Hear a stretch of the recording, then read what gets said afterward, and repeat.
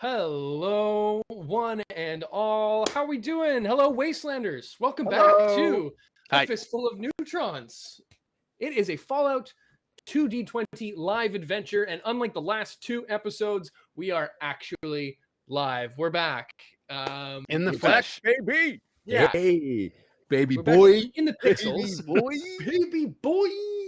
It took a hot minute for us to get back on track. So apologies to all y'all who have been missing our live shows. The first one was due to the fact that I got locked out of all of my YouTube and digital accounts thanks to some two-factor authentication nonsense. And the second one was because we had a Halloween special episode. And that was the only way we could do it, was to do it as a canned show. But we are back. We are live. Thank you so much for tuning back in. Seeing a lot of familiar faces right off the hop, so that's awesome. Vault Viking, as always, cheers. One of our number one fans. It's always happy to have you. And some new folks, too. Eric Jarvis, Devin Shipwreck at the Wild Wastelanders. Look at that. This is awesome. We've got a small but mighty crew here tonight. Hopefully we'll get some more regulars popping in, so thanks so much for sticking with us and for coming back. This is episode 7 of this campaign we're calling Fistful of Neutrons, and it's been a minute, but I think we're gonna be back in the swing of things pretty quickly here. We're usually live every 2 weeks on YouTube and Twitch. Twitch is acting funny on us tonight, so we're just on YouTube. Apologies to the Twitch folks, but hopefully you're tuning in with us as well here.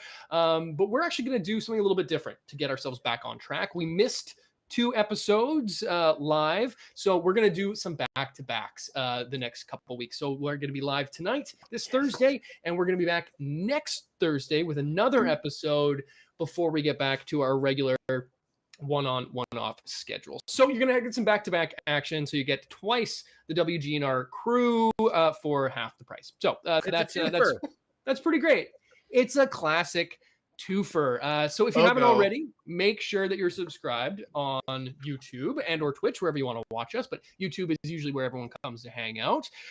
So you can catch up on all of the action from the last 6 episodes and our very spoopy Halloween special that we released last Sunday as of the filming. We had a lot of fun with that one. I just I re-listened to it a couple times over because I just had so much fun with it. It was really great. I'm glad you got that makeup off, bud. Me too. No joke. I was cleaning my ear tunnels, the metal ones, like 3 days ago really well. And a bunch of green came off, and I'm like, what the fuck? And then it took me a second. My partner was like, the makeup, you idiot. The makeup that you put on your entire body. Oh, right. The like makeup. lathered. Gross. Anyway, it's not just the regular green stuff coming out of my ears, but yeah, but Justin's all cleaned up. We're back to our regular scheduled programming almost, and we are back to our regularly scheduled game. So no more Lovecraftian, darkness on this one. We are back. Everything's canonical. We're back in action. A little bit of housekeeping. Congrats to Thomas Williams for winning our 1,000 subscriber giveaway and getting that prize pack. Thank you to Wendy Ream, who just subscribed as well.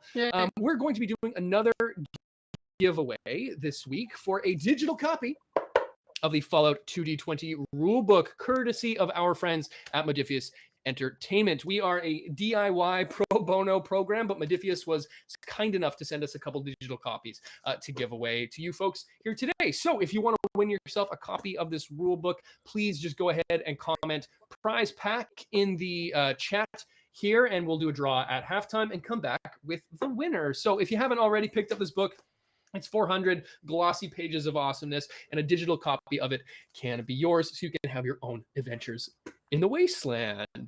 If you do like what you're seeing here on WGNR, you can subscribe to us on YouTube. Always helps. And Patreon as well. If you want to throw us a couple of caps, then you can do it that way. Or if you want to get some WGNR merch, you can head on over to Streamlabs and get some swag, which is always fun. And anything you can throw our way helps us to keep things going and to expand the programming that we get to do on the channel. You can find all kinds of social media links in the description down below, including one to Discord, where we've got our fun little hobby league on the go, so you can get some crafting done if you want to win some prizes there as well. And lastly, before we get into the action, quick warning that, of course, the world of Fallout deals with some mature subject matter, often dark and violent. We avoid going to any unnecessarily dark and fucking weird places. However, this program does feature coarse language, because I just swore, violence, and content which may be unsuitable for some viewers. Viewer discretion is advised. So if you're going to get upset by something you might encounter in a Fallout game, maybe we're not the channel for you. But we hope we are, and we hope you stick around. We're all here to have fun, so let's do just that. With all that out of the way, let's go around the digital horn and quickly reintroduce our cast of characters, starting with Johnny Bottlecap.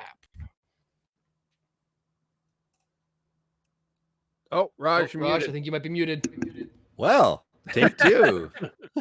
Well, hello there. He's back. I play the character of Johnny Bottlecap, a former resident of Vault 86, and got myself a couple of swell traveling companions, and looking forward to finally getting out to Boulder City. Oh, it's been a long walk to the city, but you're almost there now.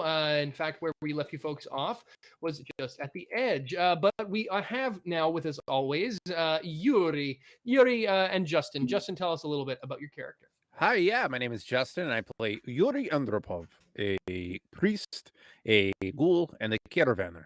And it is my my understanding that the wasteland needs a little civilization. I come to civilize this place.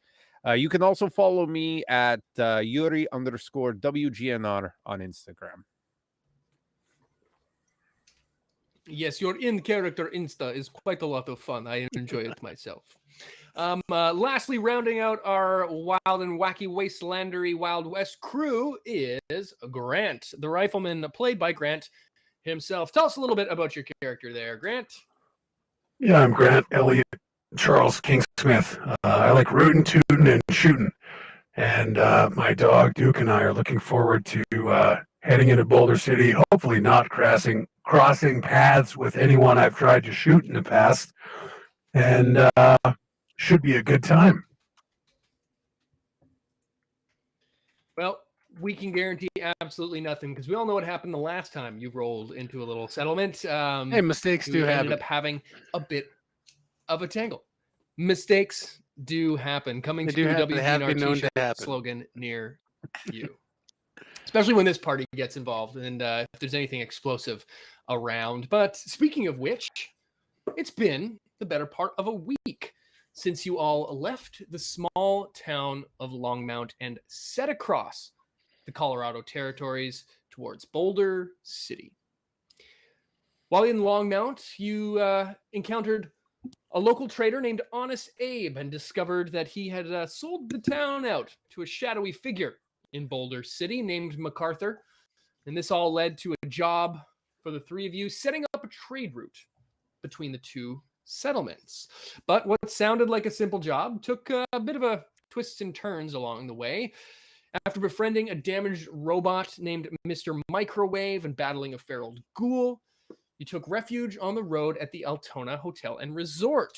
That rest stop in itself turned out to be more than you'd bargained for when Grant, as mentioned, ran into an old raiding partner, member of the Highwaymen named Cutler, and his gang of Highwaymen who tried to spring a bit of a trap on the three of y'all for some past indiscretions in Johnny's blind fire. But some quick thinking and an exploding car made short work of these Highwaymen, and you decided to let Cutler live, sending him back to Longmount with the assumed name of St. Louis, and instructions to watch over the local shopkeep boy named Hondat, who you've all befriended. Now, back at the hotel, you made short work of a band of super mutants at the request of the hotel owner, Mr. Alexander, named after one of our patrons. And you saved his family from a fate worse than death at the hand of the super mutants.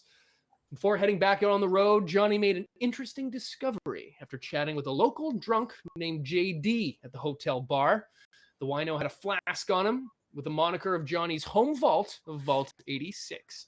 The old codger said he picked it up in Boulder City from a caravaner named Trader Joe. Another day on the road, you three started to notice that the rolling landscape of the foothills and tumbleweeds gave way to a more urban setting.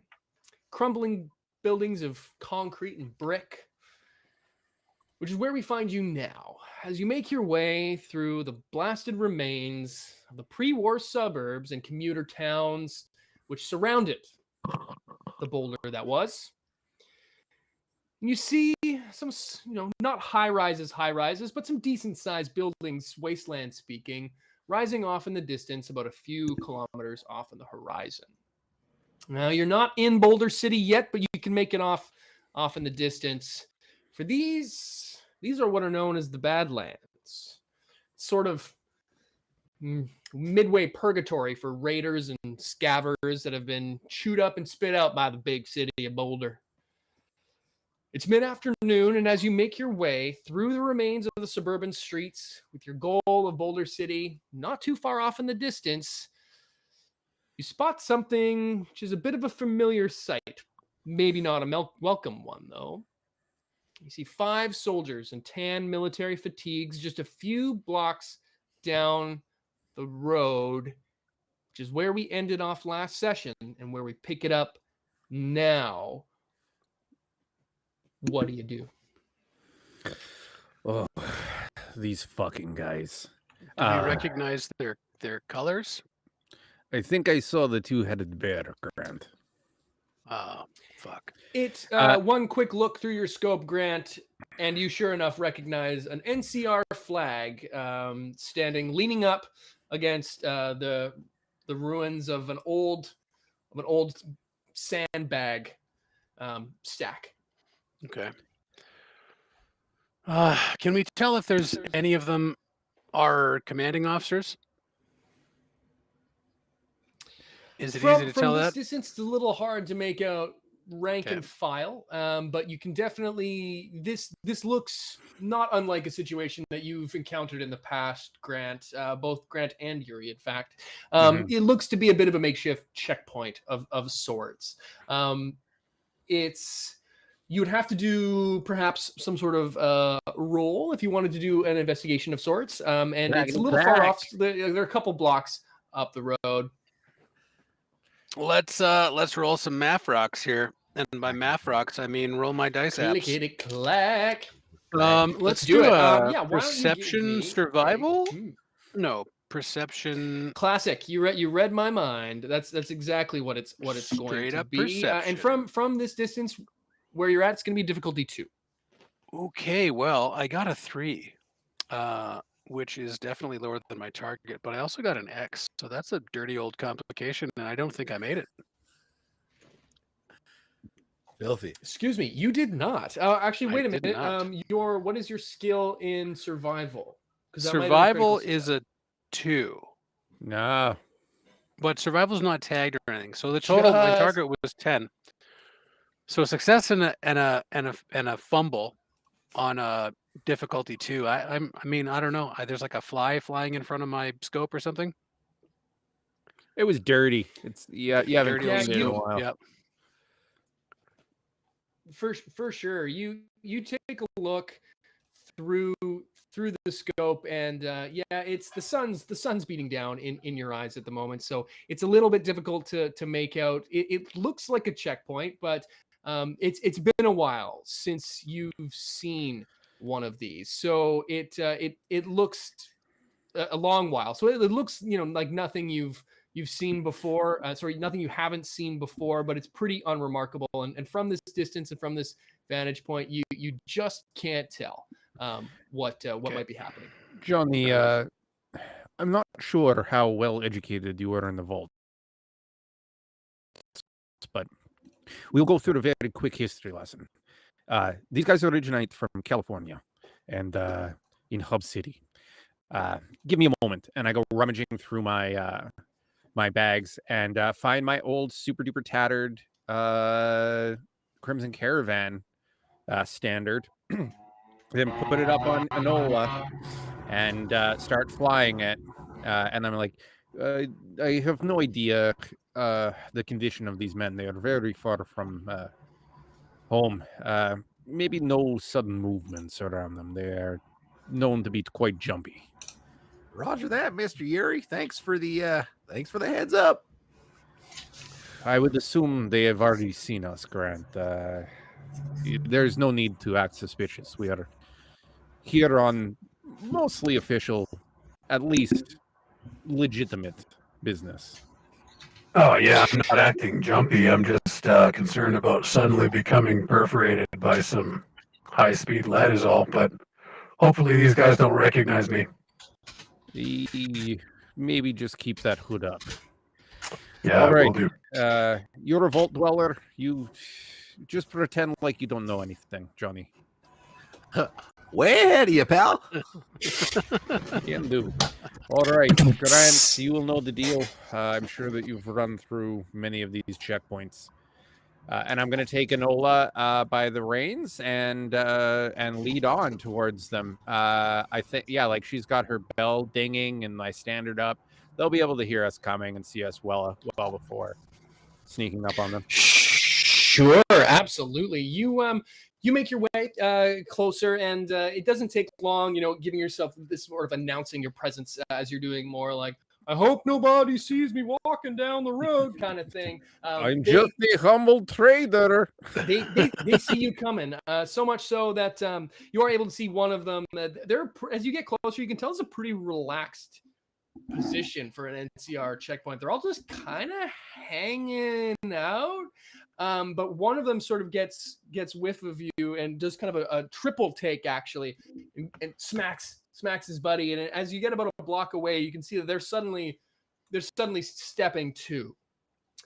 As you get closer, just real quick, do I see these guys as like when they step to? Do I see them as like legitimate NCR? Like they're doing all the NCR things like the NCR would do, like I understand trained soldiers to do. Okay. Why don't you give me perception and survival seems kind of outplayed at this point, but it's gonna be a perception, but like I kind of want to do like a history kind of roll on this, but there isn't a skill for that. So why don't let's see what is on here. I mean, yeah, why don't we say like, and there's been a couple times where we want to incorporate a role like this and we haven't been able to. So how about this? You could just smash two together. Like it could roll off of intelligence, plot something, or we're gonna do intelligence plus perception. We're gonna do this together. What is I know for that that's like pretty crazy high. So that's a 17. But. Yeah. So I'm gonna go ahead and say that this is like a difficulty. Cut that number in half and round up, and that'll be your target. Okay, so what, like playing Calvin 8? Ball. Sure. Okay, I'm gonna roll for target number. I said round up. It'll be a 9. Okay, well, either way, I got a 12 and a 5, so I got 1 success. Okay, cool. Yeah, this is either the most disorganized group of NCR soldiers you've ever seen in your life, or something's amiss. You get a feeling that that something it strikes you not just as odd but flat out suspicious. Yeah, I'm gonna just real quick. I don't want to. 2 of them are approaching you at a pretty quick clip right now. I'm gonna quickly say, I'm like, this might not be what it seems, boys. I'll put my hands up in front of me and just start singing. All the leaves around and the skies are gray and the skies are gray. Just start singing the mamas and the papas. If for those of you at home, the anthem for the new California Republic, the national anthem, is actually California Dreaming. Is it? Is that a fact? It is a fact, baby. Wow. Boy. I done my research. Boy. Wow. Thank you, Fallout Wiki. That is great. So do they react to this at all? Nope. They keep on walking. And one of them, actually, at this point, there's 2 of them coming up close. 3 of them have taken defensive positions somewhat behind the others in this sort of checkpointy area. One of them was walking towards you, and he's got a buddy next to him with his rifle goes up as you put your arms up. But he doesn't shoot, but they're walking towards you real fast now. Yes, sir. May I do like a small guns plus perception roll to see if how they're handling their firearms seems like how a trained soldier would? You don't need to roll for that. You know your shit. Yeah, this is not just sloppy. It's like improper. Like they've got each other in each other's arcs. Like it's okay. It's bad. Called shot to the first one who's raising his gun. Called shot. The best defense is a good offense. We're rootin', tootin', and shooting. He's just opening up with it. Love it. And let's cue the fight music. Clickety clack, some goddamn math rocks. They are at medium distance at this stage of the game. The other that's my jam. The other 3 behind you are at a long range. Okay. 3 behind them. Yeah, behind them. Okay, yeah. We're not surrounded. There's nobody behind you guys. No, you're good. Okay. Don't you mean whom? Whomst. I believe the word is whomst. Whomst. Okay. It is initiative, Grant. Roll combat. Called shot to the face, but because I am a sniper, I don't have to increase difficulty at all. So I'm going to go ahead. I'm going to buy an action point. Okay. Please. That's 3d20. My target is just a 13. So that's 2 successes. I get to reroll one of those. It's another success. Okay. 3 successes. Called shot to the face. 3 successes. Called shot to the face. It's a hit. It's a big old hit. In fact, so let's have you go ahead and roll damage. So that's 1, 2, 3, 4, 5, 6 damage, and I'm piercing. Okay. So that's going to be. So you said 6 damage and 1 is piercing. Well, so 3 damage plus 3 specials. And I think the 3 specials count as damage, correct? This character turns into a fine red mist. Yeah, no. It does damage. It does 5 damage. You clip him 5 damage, which is a critical hit to his left leg. You have crippled. Called shot to the face. Oh, it was a called shot to the face. Yeah, I'm sorry. Then no problem. He's just concussed the fuck and actually falls down prone. The shot ricochets off his plinth helmet. Is that what they're called? Like the sort of style one. It fucking Saving Private Ryan's him and fucking knocks him flat on his ass and doing some damage. Can I have a line? Can I say a line? Of course you can. Trigger discipline, son. Dope. As he hits the ground, the buddy right next to him just yells up, "Let him have it, boys!" And a fucking hail of gunfire comes your way. There's going to be 2 hits. It's just like pow, pow, pow, pow, pow, pow, pow, like rapid fire. So 2 of you are going to get hit, and I will choose. Actually, we'll let the universe decide whom takes the shots. That's going to be Whomst. That's actually going to be Yuri and I figured as much. Seems about right. Sorry, guys. Yuri and Johnny. Like, you guys getting shot is a risk I'm willing to take. Don't. You guys are gonna take 3 damage a pop as there's just like suddenly like holy shit, like it's just like, speaking of trigger discipline, it just pops. Since I have a physical damage reduction of 1, may I please take only 2 damage? Well, yeah, that's how the mechanic works. So yeah, and again, and it's been a while since you guys have taken actual damage that's been worth anything other than our 1 shot. So anytime I tell you a number, subtract your damage resistance and apply accordingly. Because I think Johnny, yours is 2, right? It's 2, yeah. Yeah. So this is I always tell you guys just what the enemy does. It's honor system for you to fucking do it on your own. But that's gonna bring it up to Yuri. You're shooty McShoot now. What do you do? Are the 2 closest? Are they at medium range? They are at medium range. And are they close enough together that I can burst them with my Sherlock Holmes? You could burst either group, but not both at the same time. So you could target the ones far away or the guys. No, we're gonna at medium burst range. we're gonna burst the close group. Okay. But before I do that, I'm gonna give a whistle, like to Enola, like a loud, piercing, for her to fucking drop down. Okay. I can't get her out of the way, but I can make her as small as possible. I mean, so technically, to give you a companion, even an animal, a command is a major action. So you won't be able to shoot and do that at the same time. But this is something we rarely do. You can buy additional major actions. So if you wanted, you could spend 2 action points, major action, to do both at the same time. It's 2. You know what? 2 action points. She's too important to me, and she just saved my ass from the Super Muties. Yeah. Actually, you know what? If I'm gonna buy an action, You've got the points to spend right now. You've got 2 in the pool. So okay, yeah, I'm gonna spend the action points and give her a whistle, not to just drop down since we're in rubble. Her command is to get to cover. Then she understands. She's been through a firefight or two. Yeah, I won't make you roll for it because it's kind of almost a waste at that stage of the game. So yeah, you give her a whistle, she fucking and fucking ducks out, trying to get it some cover. Yeah. So you still have your minor action and your major action. Yeah. I can't aim major action. I can't aim with my Sherlock Holmes, but I'm gonna put him on the fucking case. So I'm going to launch a burst volley at the closest group.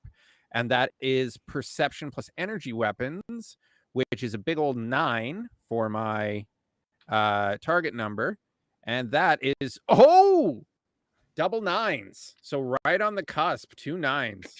Okay, so there you go. You're going to roll damage. Are you going to amp this? Are you going to supercharge this with spending any ammo? Yeah, I can spend up to 3. So I'm actually going to spend 2 ammo. Okay. And I get to roll 5 damage dice together. And you want to get those special effects to do the burst attack. Okay. That's 2 special effects, an extra damage, and 2 X's. Okay, so you're gonna do 3 damage to both of them. Then, yeah, Sherlock Holmes, you lift it up and your fucking semi-automatic kind of hair trigger. Institute laser pistol from a I love that. You just see blue fucking lasers coming from everywhere. The 2 right in front of you. Yeah, you kind of like, you aim at the guy on the ground and it just kind of bucks up and smacks the other guy standing up as well. The guy on the ground is looking pretty fucking scorched, but the guy in the middle, he's still doing okay. They're both still alive though. As the laser shots ring out through the street, it goes to Johnny's turn. Oh wait, I have a minor action. Sorry. I'm sorry. You are correct. Yes. I just want to use that minor action to move to any sort of cover that I can. Sure. Yeah, you kind of like any rubble in the area. There's not a lot to work with. You're kind of in the middle of the open street, but you are able to sort of duck behind the remains of an old sort of concrete wall. So you actually have a bit of cover now at the moment as well. So that'll be a little extra 1 extra point of damage resistance while you're hiding under there. Perfect. Thank you, sir. You are welcome. So now we go to Johnny Bottlecap. Woohoo! Hey, what sort of range are we at from the closest grouping of these NCRs? They're at medium range. So if you're using your combat rifle, you wouldn't be at any sort of disadvantage there, I don't believe. But yeah, I forgot you have that shotgun as well. So they're not up close and personal, but they're sort of one zone as the rules put it. Even though I try to stay away from using that exact terminology. They're at gun shooting range.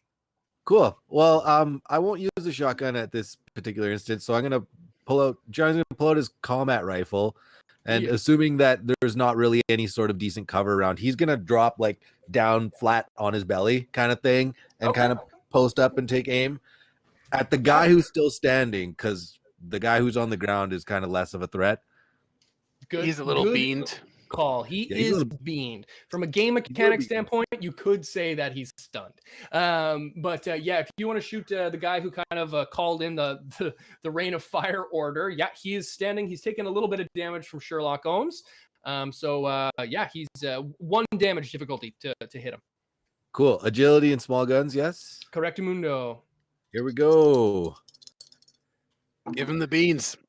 The target number was a 10. I got 1 success and 1 non-success. So I got a 7 and a 16.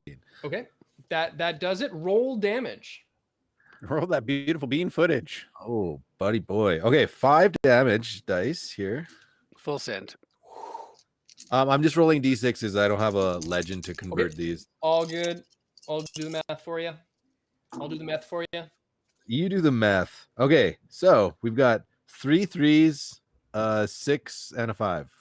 Okay, that's only 2 damage in this case. Those 3s are no good nicks for you. It's a winging shot. You sort of clip him in the shoulder. You do some damage. You do exactly 1 point of damage. But he's still kicking. I'd like to spend a luck point and upgrade one of those damages to a critical using my better criticals perk, which indicates when I inflict 1 or more points of damage, I can spend a luck point to automatically inflict a critical hit, causing an injury. Look at Raj Nicely learning his character. I'm really mad at this guy. He just like opened fire on us like right after For Grant no shot us, good right? reason. For no reason at all. Yeah. Yeah, Johnny's pissed. Yeah. Okay. I like it. Yeah. So upgrading that to a critical is going to actually cripple that arm. So it's actually gonna make him. It's gonna be harder for him to hit you guys, which ain't not bad.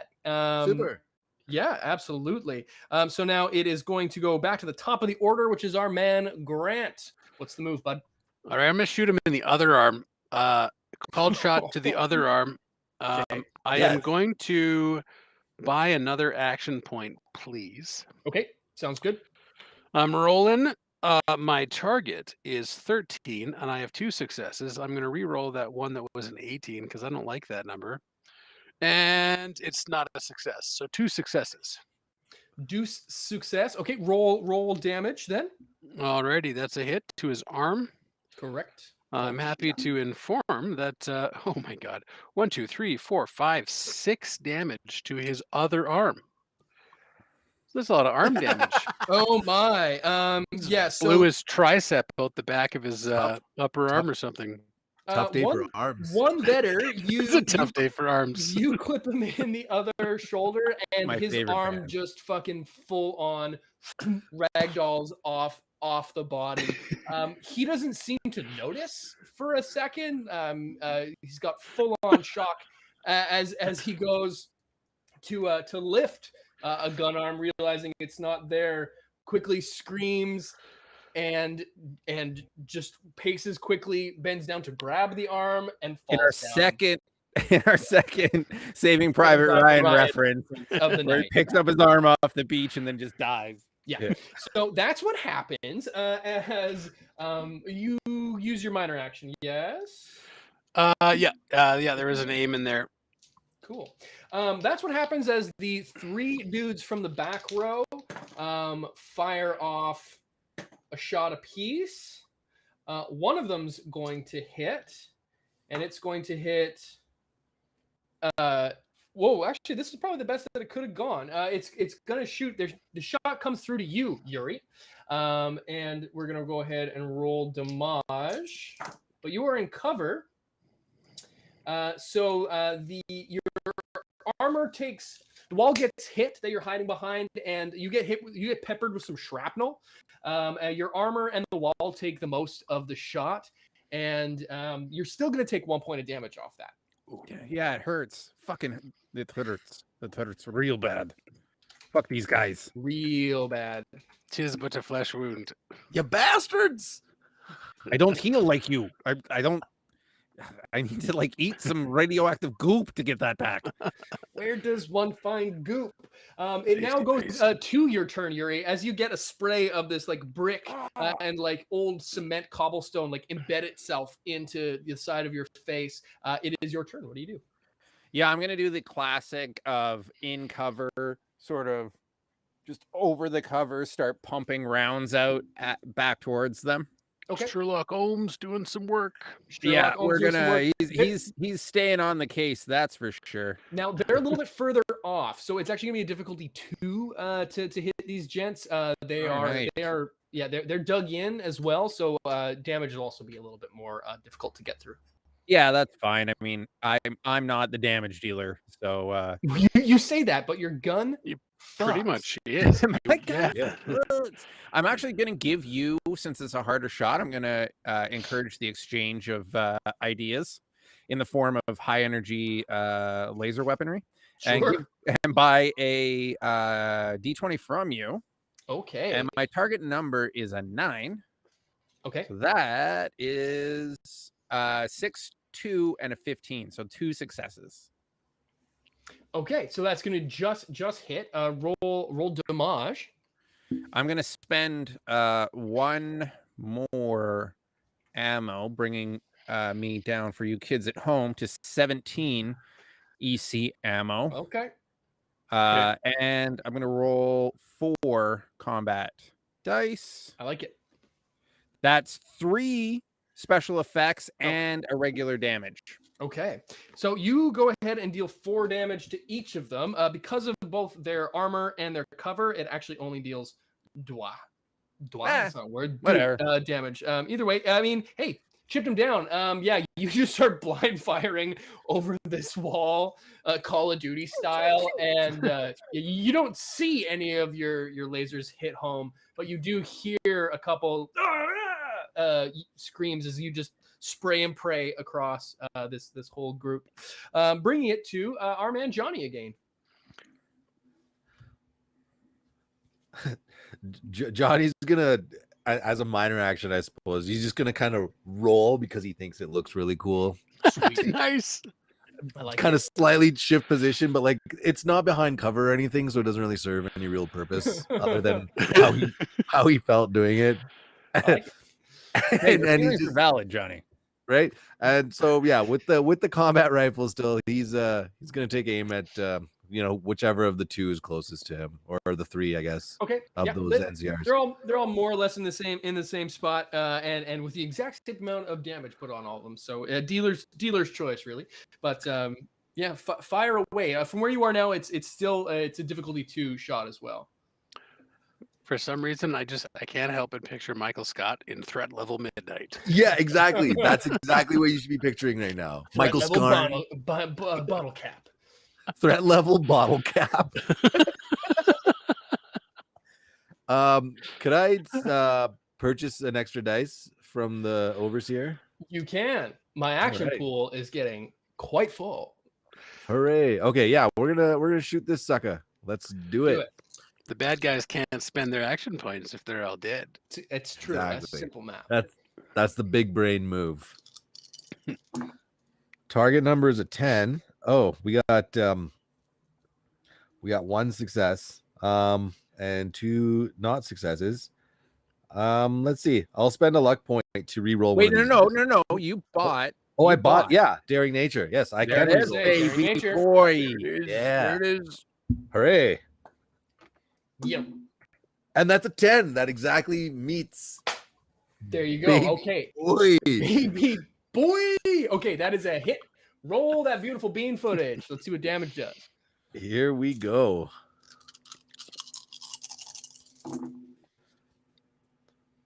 All right, here we go. We got a 2, a 4, a 5, and 2 6s. Okay. That's yeah. You clip one of these suckers in the right leg, dealing another 2 points of damage from their dug in position. They're blocking more damage than you would like, but they're still getting down. Coming up now to top of the order again, Rifleman. What's the play? So this last, it was a leg that got shot. Yes. All right, called shot to the leg. I'm not going to give you any more action points. I am going to aim though. So crit success, and I'm going to re-roll. Actually, I can re-roll. Yeah, with the aim, I think I can. Yeah. Yes. Yep. Reroll the other number because that's not a good number.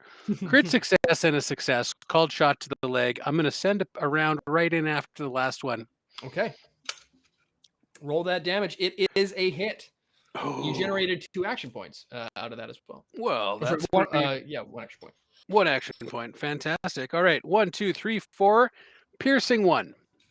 Ooh, yeah. Okay. That shot to the leg brings that sucker down. He's down for the count. Another Johnny setup and Rifleman knock him down.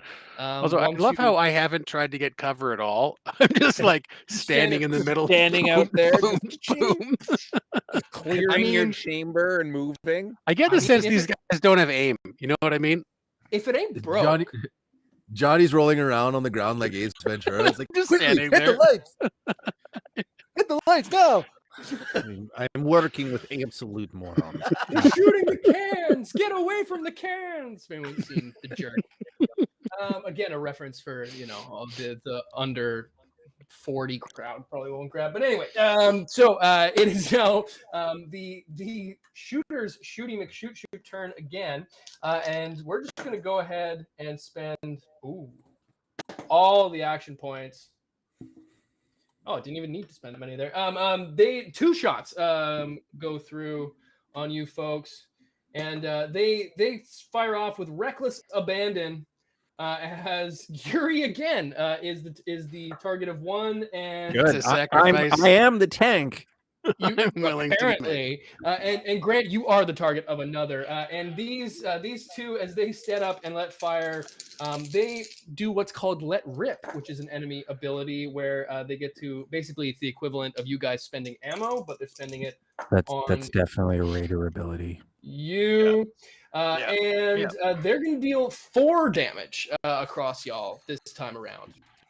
All right. Well, I'm only Subtract taking your 2 subtractors. because I'm still in cover. And owie, owie, owie. Owie, owie, owie. Yeah, I'll second that, Owie. So we're all getting that damage? Just you and Yuri, Grant and Yuri.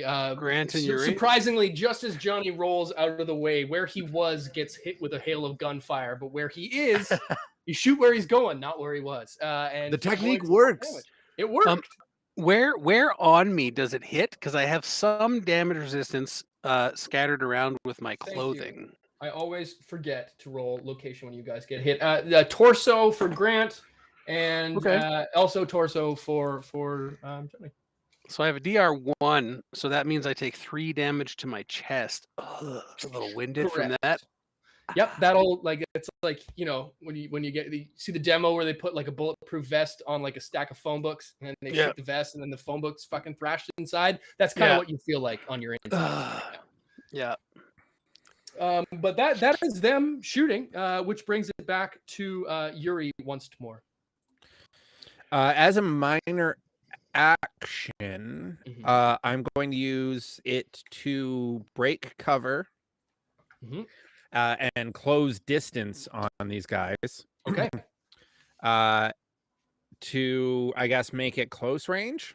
Yep, absolutely. Yeah, they're at long range now, so you would get to medium. So I think that's the sweet spot for your pistol. Okay. Now So it's difficulty 1 shot now. Now let me just see, because I made that decision before I checked if I actually have anything in my inventory to do this. I have anything for this? Do I? I don't have anything for this. Shoot. I thought I had an explosive of some sort, but I don't, because we played a one-off and that guy's stuck in an alternate reality. That's right. You have dynamite in another world. Where I have in a time loop. Ethereal dynamite. Yeah. Anyway, fine. Fuck it. I'm at medium range. I'm gonna rip off a shot on these assholes, which is difficulty 1. Take the shot. Yeah. I don't have anything built up, so I'm not gonna spend more money. And that is a 9 for my. Oh, okay. I failed, but also then got a crit success. Okay. Ooh, a dirty success. Not bad. So you're going to generate an action point to the pool. I'm going to then spend 1 more ammo, so I'm down to 16 ammo. 16. We got to get you some ammo. Yeah. No, remember I had that baller roll where it was just a full clip in it? Yeah, you So got a critical clip. Yeah. yeah, I got a crit clip, so whatever. 16 ammo.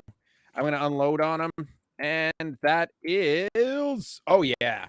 That's 2 nuclear explosions and then 2 extra damage and an X. Okay. So that's four damage you pump through on each of them. With their cover, it goes down to 3, but they are not looking good. Both of them are barely hanging on. Those shots do not do such a great job as it hits one of them in the right leg and the other in the left arm. To the top of the order, Grant. I really wish this thing lit people on fire. Well, we have the technology for that. Surrender or we'll blow your balls off. Not bad. And can I delay? Can I delay? I'm going to aim and delay my shot until just like their turn, basically. And if they choose to shoot, can I then shoot them just as they're about to shoot? Sure. Yeah, I like this. Let's play this out in an interesting way. This is gonna be kind of like Okay. This is like an intimidation roll, I think. Yeah. So yeah, we're gonna say this is, we haven't intimidated anyone yet, so this is good. Yeah, no, this is good. You bark out this command. We'll make it kind of like a pseudo. Well, there's a command action. So, excuse me. I'll say that this is a difficulty 2. Okay. Charisma plus speech roll. Okay. I'm not too bad at that. That's target 8. I'm going to roll it. 1 success, 113. Okay. Well, it said it was difficulty 2. So Yeah. you could, if you wanna spend a luck point, you could re-roll that bad Let's boy. do it. Yeah, I'll spend a luck point. I'll re-roll that 13. Oh, roll my dice. Wants to. Okay. May I spend another luck point? You can only spend 1, but I fucked it up. I like how this goes. I will let somebody assist. Okay. If somebody else wants to try to. I'm right there anyway. the I'm chasm. open. Yep. Give me a roll. Same thing. Or actually, Johnny, you go. You assist. Yeah. All right. Somebody make a 1d 20 roll on your target of speech and charisma. Oh, speech and charisma. Yeah, that's Johnny's actually pretty fucking good at those things. Johnny's your guy. Yeah, my target number is a 10. Nice. So let's see what we get. Hey, success. I rolled a 7. Nice. There you go. The two of them sort of look at each other and then look at you, and then the one of them turns his gun on his buddy and shoots What? for a hit. He might be the last NCR guy. Like they might have eliminated the entire patrol. I don't know. That's just what I'm thinking. We're just gonna go. Yeah, the shot catches his buddy off guard, and just the side of his head just comes out the other side. And after said move, gun is dropped, and he just puts his hands in the air. Yeah, as soon as that happens, Yuri's going to run up on him with Sherlock Holmes drawn and just start kicking weapons away. Just Sure. On your knees now. Hands up behind your head. Okay, all right. I just come on. We can all shut the fuck up. And he's Yuri in something that you wouldn't expect from a Catholic priest, like spreads his legs when he's on the ground, when his knees spreads his legs, like with his knees, starts kicking weapons away and just starts very quickly patting him down with the rifle or with the pistol to the back of his head. Just you do not fucking move. Just be cool, man. Just be cool. We can work this out. You can whatever you want. It's yours. You can take it. It's all cool, man. It's cool. It's nothing personal. Shut the fuck up. Who the fuck are you? You are not NCR. He just kind of like flat down kind of looks up and he's like, "What was your first clue?" So you jumped in NCR Patrol and took their things. Let's just say there's a lot of money there's a lot of money to be made. Okay, we saw an opportunity to make a couple bucks, and well, we made a couple bucks, and then we saw your flag and figured, caravan, the whole thing. But what kind of? Didn't you expect like whatever that like? What's that blue laser gun? I've never seen. Like, I shoot him in the hand. That's pretty cool. Oh, You shoot him in the hand. I shoot him in the hand. He asks Roll for the blue damage. laser. He gets to see the blue laser. Roll damage. All right. You just want me to roll straight up damage? Straight up damage. Yeah. I mean, however much you want, if you want to boost the ammo on it. No. That's 3 damage. Okay. Yeah. It's a bad day for armed. It's a bad day for arms. You load off on this guy, and you must not be like fully up to snuff on your gun, because like it goes off and he just screams as he just incinerates into a pile of ash. Shit. You lay off and just absolutely toast this fool. Literally, he glows blue from the inside and then just becomes this blue spark. It's okay.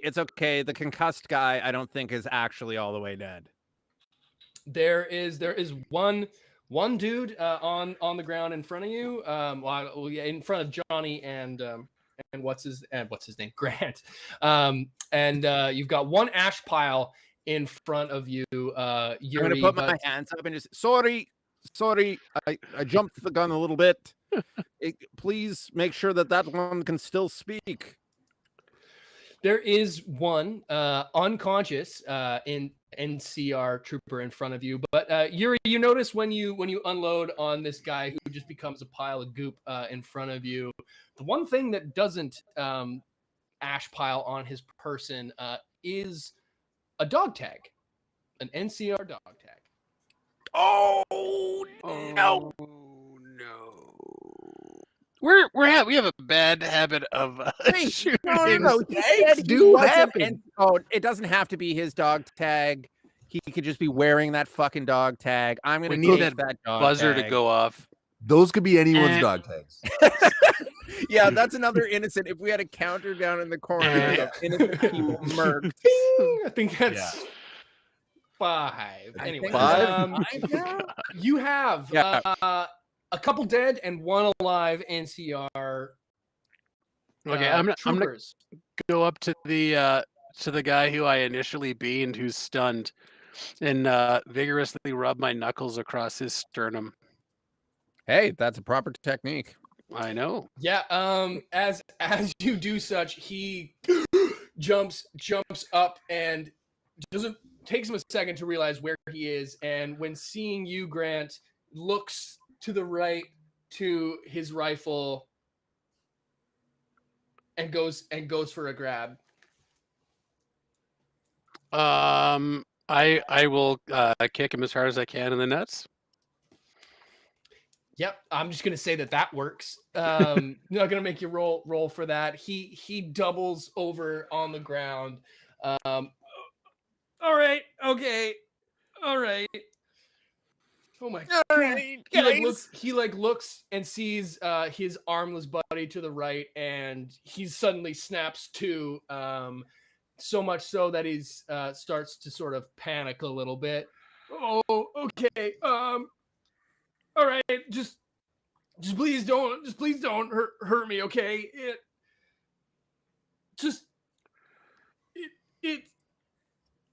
Mercy, I guess. Yeah, calm down. Listen, pal, you ever been shot in the stomach before? And I lower my barrel and I press it into his belly button. Oh no, okay, all right. It's cool, man. I get it. You're the tough guy.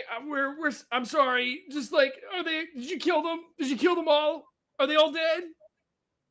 Oh yeah, your friends are either paste or ash, but you can have 30 seconds to try to convince me to let you live. Okay, just look, man. Whatever. I don't know what you want, but like it's pretty cool. I mean,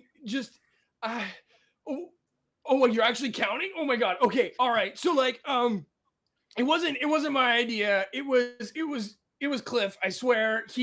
We saw the guys, the NCR dudes. Most of them were drunk. We jumped them by surprise. But like, what do you want, man? What do you want? Do you want? Is it guns? Is it guns? I know a guy with guns. I mean, I'm gonna like lift my barrel up to his mouth and say, I'm bored. Guys, let's tie him up. We can bring him to town. Maybe there's a bounty on these guys. I like this plan. The whole cold-blooded murder thing is not. I know that was a whole accident, though. Oh, I mean that thing was that. I didn't mean that. Like that was just supposed to be intimidation. But like, I check Sherlock Holmes. I'm like, oh god. Yeah, I had it on high. ooh, It's it was on set high. to liquefy. Oh no! Every Oh, time. God. And then I cross myself a little. I'm like, oh. At this, I'm gonna look down and read the dog tags. Do I see a name on the dog tags? You do. Yep, you do. You see that it says Bill Smits, SIMDTS. Smiths. SIMDTS. Smits. Like Jimmy Smits. It is, and you see that it says Lieutenant First Grade. Ooh. Ugh. Okay, so they jumped some actual like decent fucking soldiers here. You tie up, you go about your work securing this guy. I mean, you've got some ropes from Enola, some chains from those mutants that you encountered last time. You got bits and bobs. He's gonna get fucking his shoulders dislocated and Krav Maga together if we don't have anything. Just like stress position. Yeah, okay.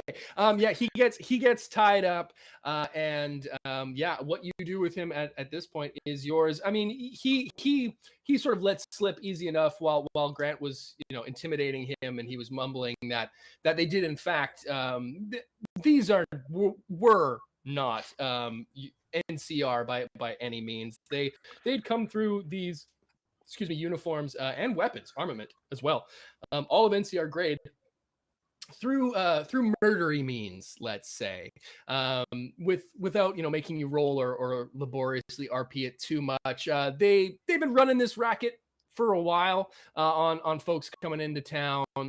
They got these uniforms a while back after jumping some NCR soldiers who had been on the drink a little bit, who were running an actual checkpoint into Boulder City. Yeah, I'm gonna go about and collect like all the NCR dog tags, armor, gear. That's all gonna go on Enola May. All the uniforms should come off, I think, too.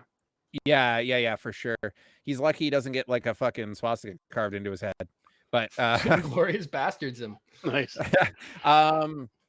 Yeah, I'm gonna go ahead and collect and just say to Grant, I'm like, there will be at least an NCR representative at the Boulder City that we can turn these things into. And I'm sure you're right that he and his crew would have had a bounty on them. Do you in older days, we would have taken ears and noses, but I think Yeah, I've been there and done that. It's a gruesome task, but slightly less gruesome. I am a bit concerned. Do you think Enola May would be able to drag the bodies into town, or does that be too taxing for her? we could sling them over her. She is unburdened. We don't have a lot of gear. We could bring the bodies in that aren't ashed. Those big shoulders, she can carry the team. I'd rather not give them the dignity of having them carried into town. Let's wait for Enola if she pulls them with a rope, don't you think? I don't normally enjoy defiling the dead, Grant. I like to put them in the ground and leave them to their rest. However, Grant's hit with a pang of conscientiousness. Conscience is the word I'm looking for. However, And, Grant. I shrug and I acknowledge what you're saying. However, Grant. And I'll hand him a lawnmower machete and say, the heads are very light. And I'll kind of just walk away from him and leave it at that. I look over at Johnny and go, do you want a piece of this? And offer him the handle of the lawnmower blade machete. This episode is getting a bit icky. I couldn't possibly. you load these guys up. And Yeah. without We're not letting them dismembering all- them. They're gonna get loaded all onto say, an yeah, Enola. yeah. They get loaded onto Enola, and yes, Yuri, you go about grabbing all of the bits and bobs and loading them onto the back of your pack Brahmin. As you load up your guest as well.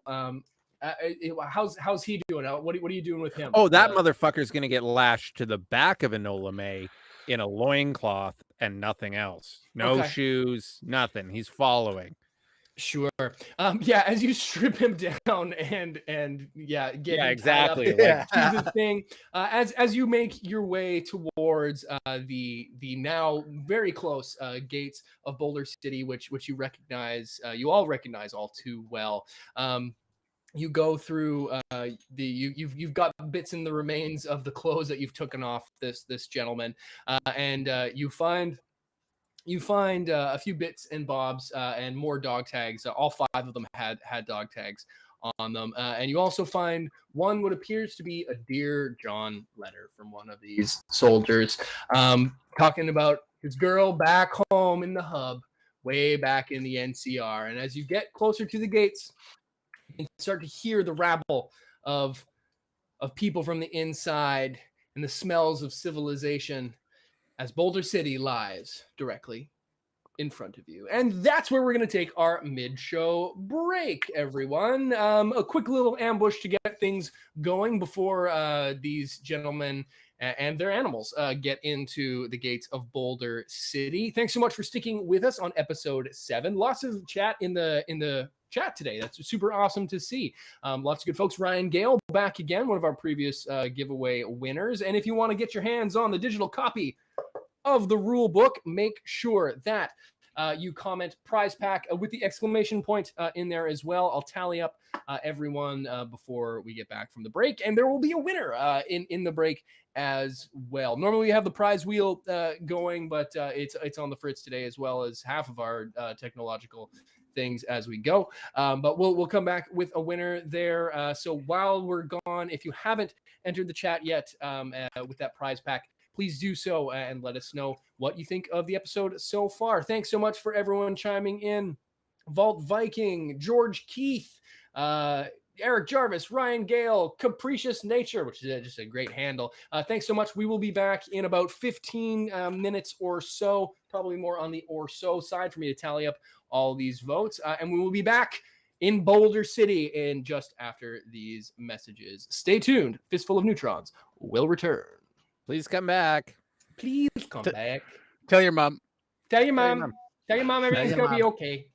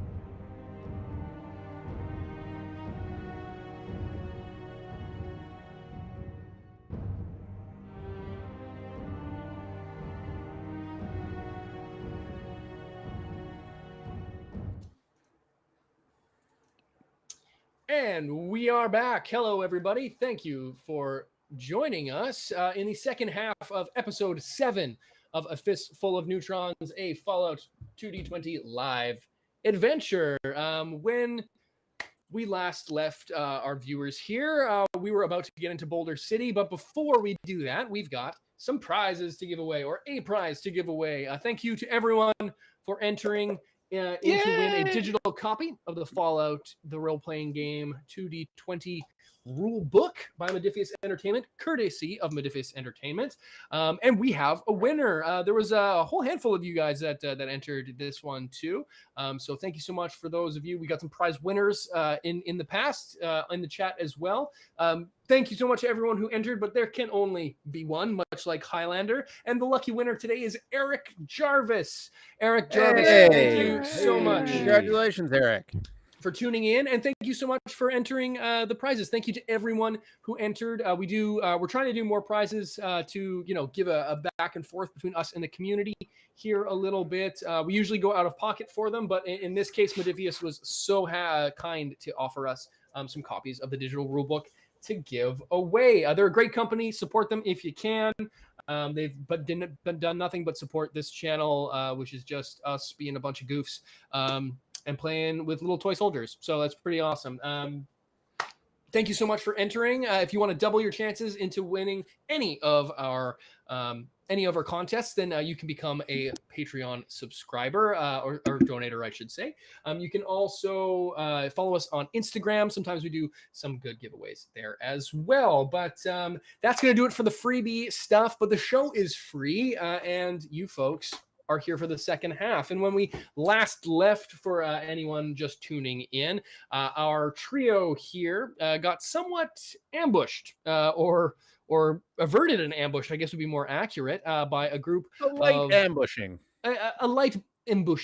in which a bunch of raiders or opportunists, at the very least, disguised as NCR soldiers, made the jump on our crew. But it was you who got the jump on them by opening fire first and taking out this group -1, who is now trailing behind you as you make your way ever closer to the large and in charge gates of Boulder City.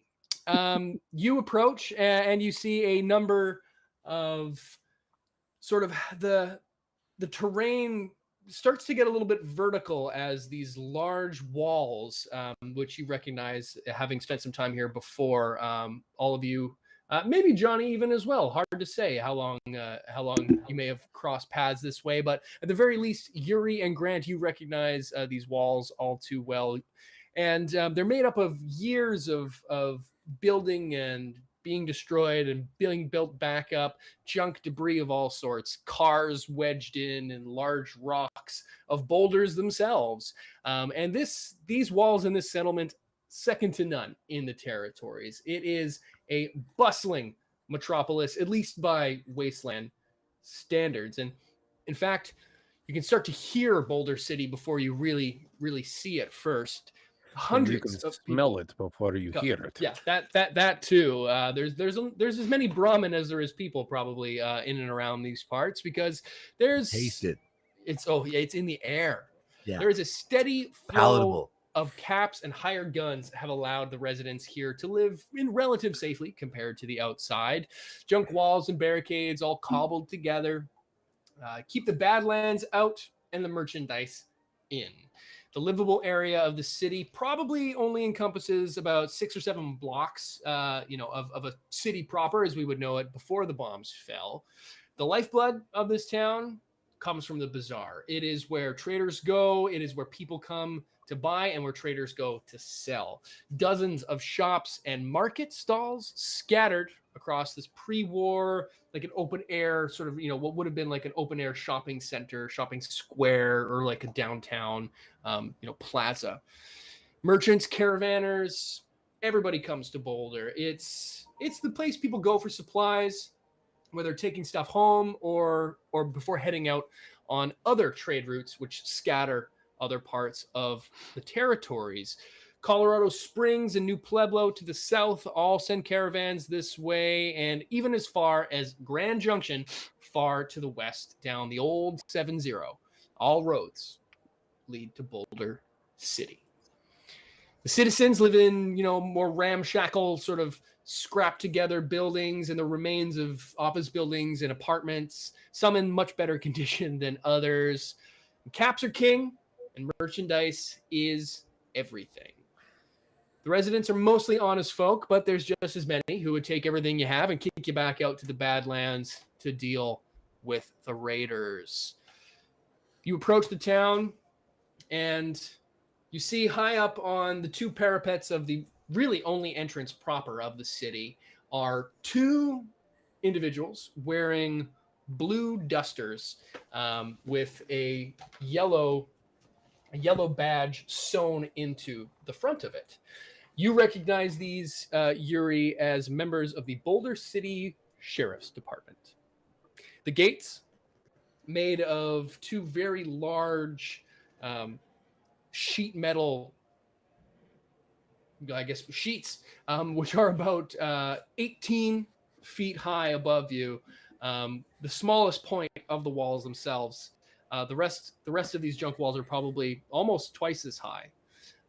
You find yourself in front of the gates with these two individuals looking down at you, and one of them yells, "Hey, who are you?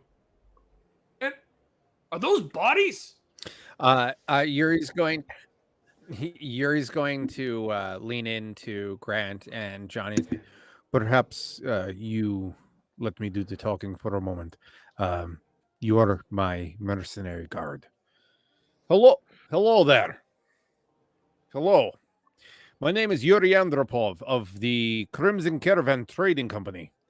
And I'll point to my flag. I'll say, we were ambushed on the road, my guards and I, by men pretending to be NCR soldiers. We require to drop this scum off at the NCR outpost. I'm sure that you have one here in Boulder City. Is this correct? You hear the one who yelled down at you sort of looks over to his buddy and says something. He's not whispering, but he's so high up it's hard to hear. I can't hear him from where you're standing. Why don't you go ahead and make a we're gonna have to make a little test-a-rooney here. It's gonna be speech plus speech plus charisma. And you're a ghoul, so this is gonna be a difficulty 3 test. Can I assist? You can, Johnny. I was about to say, I probably need some help on this. Sure. I got you, bud. I just keep my mouth shut. I feel like that's the safest bet here for me. You want charisma plus what? Sorry? Speech. Yikes. That's a big 5. Okay, well, that's not bad. I got a 5, which is a success, and a 13. So 1 success. So I rolled a 2, and speech is a tag skill, so I critical success. Yes, Johnny, my boy. Baby boy. The luckiest guy in the wasteland, and he doesn't even need to use his luck points. The one who's yelling down to you looks and yells back and says, I ain't never heard the Crimson Caravan to have a ghoul trader, but I'll go rooting through my bags real quick and pull out an old ledger and say, I assure you, I have all of my paperwork here.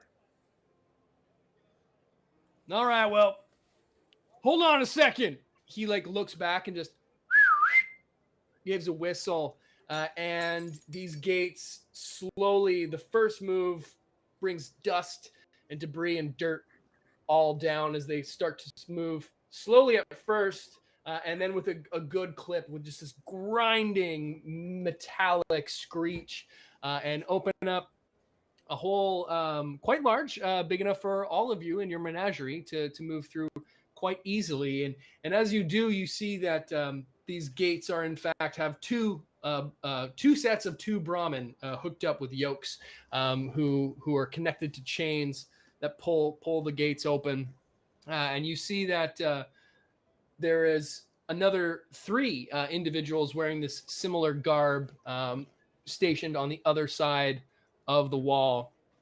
One of them comes up to you and says, "Huh?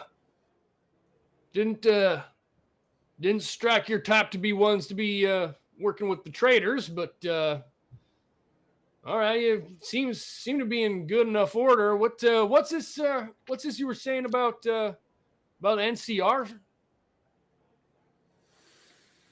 Is there a emissary or envoy for the NCR at Boulder City? Oh yeah, we got. Are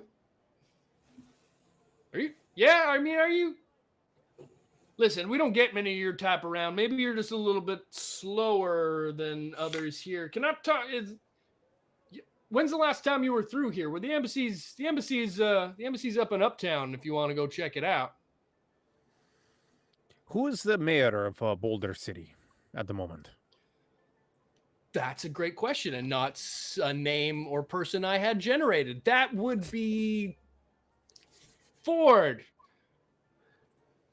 You mean Mayor Ford? Yeah, he. Wow, it has been a while since you've been here. Mayor Ford's been the mayor for quite some time, or maybe just this minute, depending on when his character was created.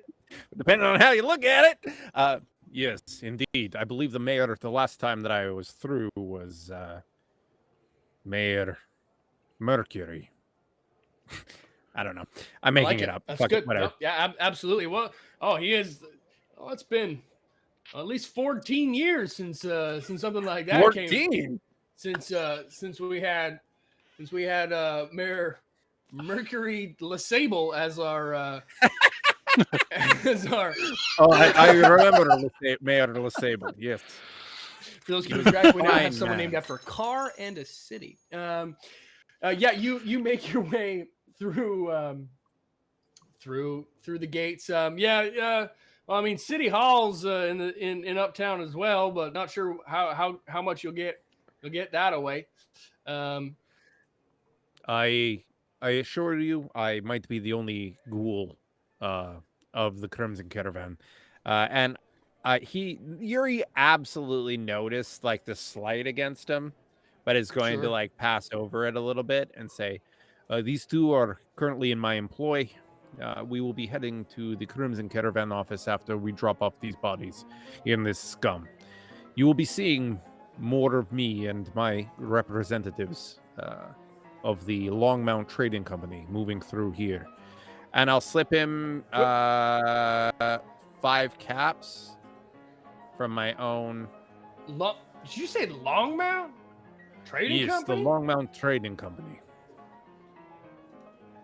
I'm gonna slip him 5 caps and say, "What's your name?" My name's Par. Par? Paul. Paul, Paul. I'm trying to say it with an accent. Paul, it's not sorry. working. Paul. Wow. Pow. I'll slip him 5 caps. I'll minus that from my inventory here and say, "You will be seeing more traders flying my colors coming through here, and the more trading that is done, the more caps that will be flowing. I'll be sure to have my people ask for you. Thank you very much, Paul." Oh, well, I mean, and just start moving I'm gonna just keep moving the Brahmin. I'm not stopping. I'm not stalling. He seems pretty confused by this, but he takes the caps in hand, and as one of his other men comes up and says, "Hey, what is it? They got ghouls working for him now?" And he just says, "Yeah, no, it's fine. I think they're fine." And he just takes the caps and pockets them quick. As you make your way into the gates proper, you hear the bustle and hustle of Brahmin and carts and all kinds of action as you find yourselves in the sprawling junkyard city of Boulder. You know that the city is broken up into two sort of main halves. There's downtown, which is really just it's it's downtown and uptown, but it's actually separated by verticality, not areas of town. There is downtown, which is the ground floor of the majority of the area, and then there is uptown, which is sort of a combination of these sort of mid-rise, high-rise buildings with these makeshift plus 15s all through them, connecting these different tenement houses and complexes. And you do know from your time in and around the area, Yuri, that downtown and uptown everyone's on the same footing. It's not a class sort of structure sort of thing, but there's just different things in different areas. So to give you guys a sort of an outline of the town, the Crimson Caravan hub, saloons, marketplaces, that sort of stuff, downtown. If you're looking to talk to some of the more official folks, if you're looking for a place to sleep, that would be uptown. There's the tenement houses, is a place where you can get some rest. The Boulder City Sheriff's Department operates out of one of the uptown buildings as well. And there's some places where you can get work and that sort of thing. And you've just been told that the NCR Embassy is there. The town is yours. You know that you have a trade route that you want to try to set up with Longmount, and there's also the possibility of looking into this mysterious figure named MacArthur. What do you do? Maybe we'll go around the horn and see what everybody wants to do. We'll start with Rifleman. What and you can split the party or not split the party as necessary. But Grant, what are some of the goals you would like to accomplish whilst in Boulder City? Well, first and foremost, I'm interested in spending some of them party caps.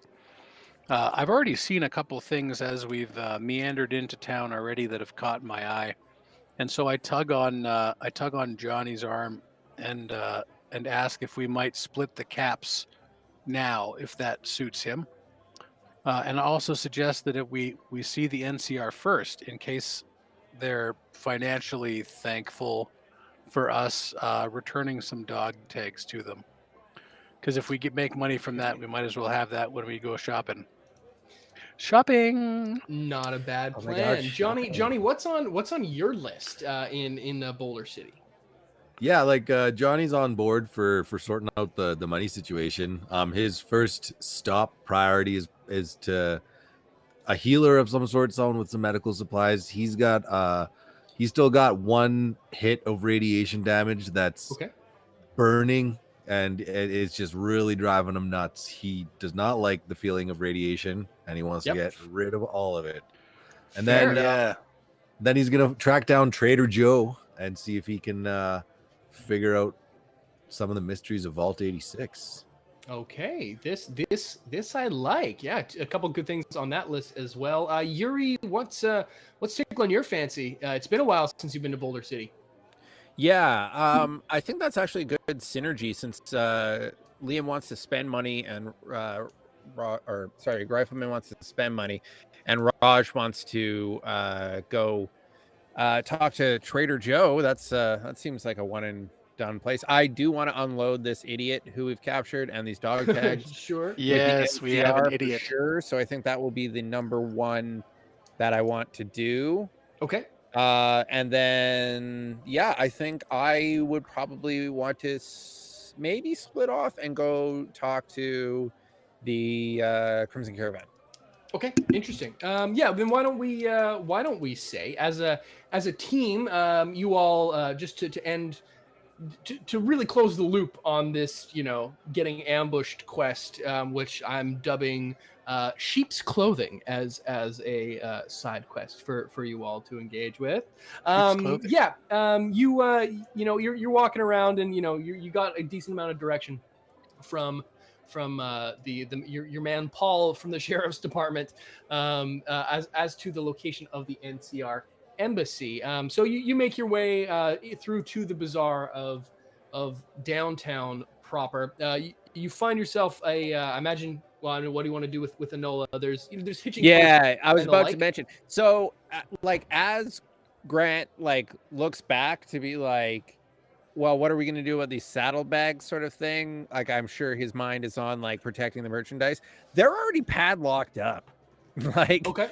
they're already, there's a series of like 4 padlocks, heavy padlocks on Enola May. And I'm going to just tie her up at like the closest saloon or inn and just like talk to, you know,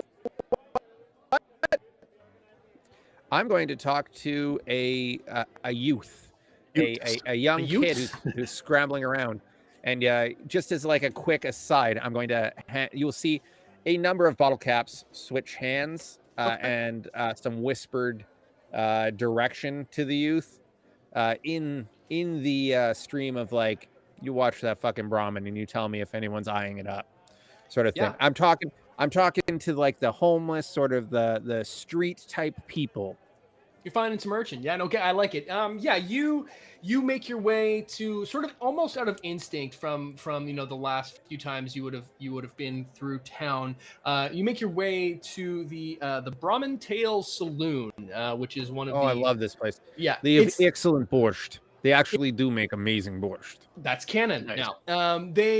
It's like the place in town. It's it would have been a very cheeky, kitschy saloon or larger bar in pre-war days, and this place is big to accommodate. It's pretty much the only joint in town, and it's right off the bazaar. Hitching posts line this place all around the corner. Going around the back, and there's Brahmin after Brahmin after Brahmin, and sure enough, there are a few youths there who they've made it their business to make some business off folks like yourselves looking for some protection. There's a whole Oliver Twist sort of situation going on, and you talk to a couple of them.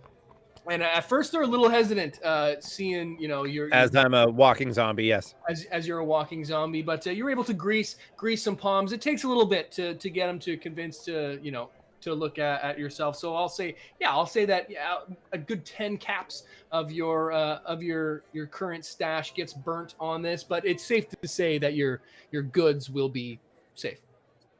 Fair enough. Okay. Yeah. And then I guess we will all head up to the embassy. NCR embassy. Yeah. Yes, and you do. I guess. Just one last thing, animal wise, Grant, is Duke coming along for the ride? Oh yeah, Duke is right by my side. Okay. Good to know. Good. I just have an idea who's all going. You make your way through the bazaar, and it doesn't take long for you to get to sort of the scaffolding and the ramps that bring you up to uptown. You have with you the remnants of this NCR gear, and you get a couple leery eyes, not just because you have a dog, B, a ghoul, but also this NCR gear with you. As you make your way to the gates of the embassy proper, there are 2 MPs standing outside the door. It's in the remnants of an old shop, but it's in pretty good shape. But it does have sandbags and your classic sort of military sort of outpost sort of look to it, despite being a couple floors off the ground. And in the entranceway are these 2 MPs. What do you do? Before we get up to them, I'm gonna stop the guys and say, Hey, Johnny and Yuri, I'll wait out here. I can watch from out here. I've had a couple close calls with these guys. I respect them, but it's possible somebody inside would recognize my face, and I don't want to make it any more complicated than it already is, because you're going to be delivering some bad news. So I'll be right out here. Yuri gives him kind of a knowing look and says, all right, Grant. Maybe make yourself inconspicuous. I'm sure Johnny and I can handle this. Johnny, you'll be the bright, shining face for us. I'll be the voice of wisdom, perhaps. I'll show him my award-winning smile. You do that. These NCR, much like the Crimson Caravan, do not. Well, let's just say they do not respect my kind very much. And at that, Yuri will actually like dust himself off a little bit and like straighten his habit and like run his hands. He's got like a Jean-Luc Picard sort of crow's nest, so he's actually going to straighten his hair down a little bit and try to make himself as presentable as possible, and then just ensure as well that he has like his Crimson Caravan paperwork and like everything that a marginalized person would want to take into an office to prove their legitimacy. Sure. He's got it all like he's been through this before.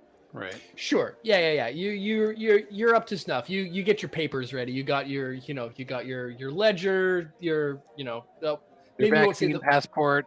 exactly. we won't say you don't have your NCR flag. We'll say you kept that with I don't have an NCR flag. That was Crimson Caravan, but sorry. Yes, Yeah. Absolutely. I mean, you can have it with you if you want, but I think no, it's easy that's enough. back on Enola. I mean, I think we've proven the point that it's weird that you're a ghoul here. I'm not going to make you do a fucking charisma check every time. Otherwise, we're just going to be sitting here charisma checking every person you walk around town with that they don't shotgun you in the face.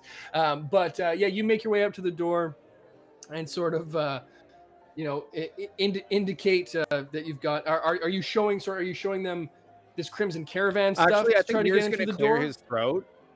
Yuri's going to clear his throat and just officers, we are here to speak to your CO. And so, are you showing him like the NCR gear?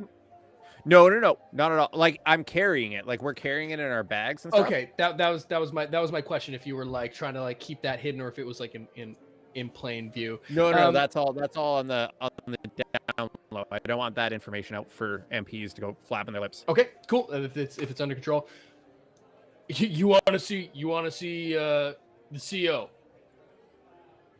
Yes, that is what I said. All right. Well, what's your business? My name is Yuri Andropov, and I open my ledger and I say I'm a affiliate of the Crimson Caravan.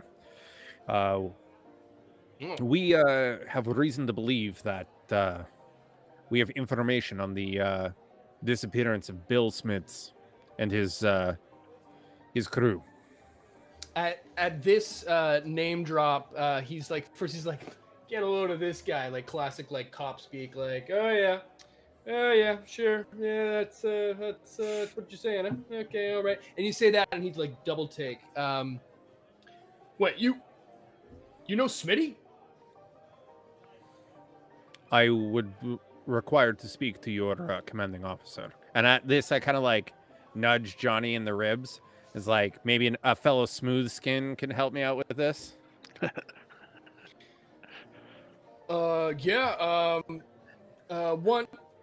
One second. If you've got, all right, go get Brooks. Go get Brooks. He might know something. The other guy runs off and comes back with what you see to be another soldier of a higher rank. Gents, what seems to be the issue here? He's not fazed by your ghoulness. It seems. Once like this guy immediately. Once he gets like a look at you, he's like, holy shit, like didn't kind of like expect, like maybe he was like, sir, we got a ghoul outside. He's like, no, okay, sure. Comes up, holy shit, it's a ghoul. Okay. Master Sergeant Brooks, what can we do for you? You know something about our man Smitty? He's staring at you, Yuri, but then he turns quickly to Johnny.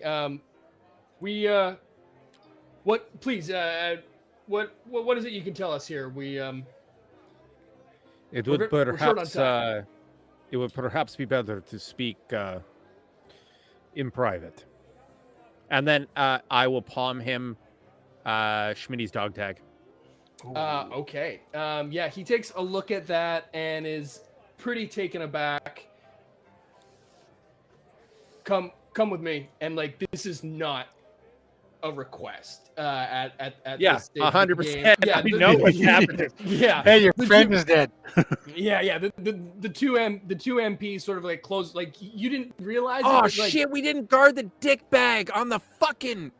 Oh wait, do you not?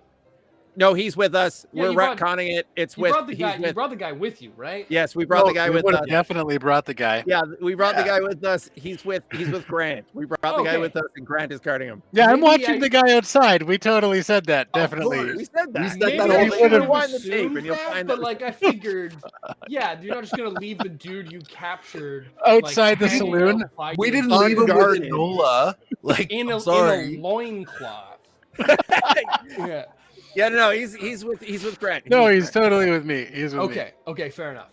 Then in that case, you don't realize, but like you guys were surrounded like pretty quickly. Those two MPs like got themselves into like jumping position pretty fucking quick, and like Yeah.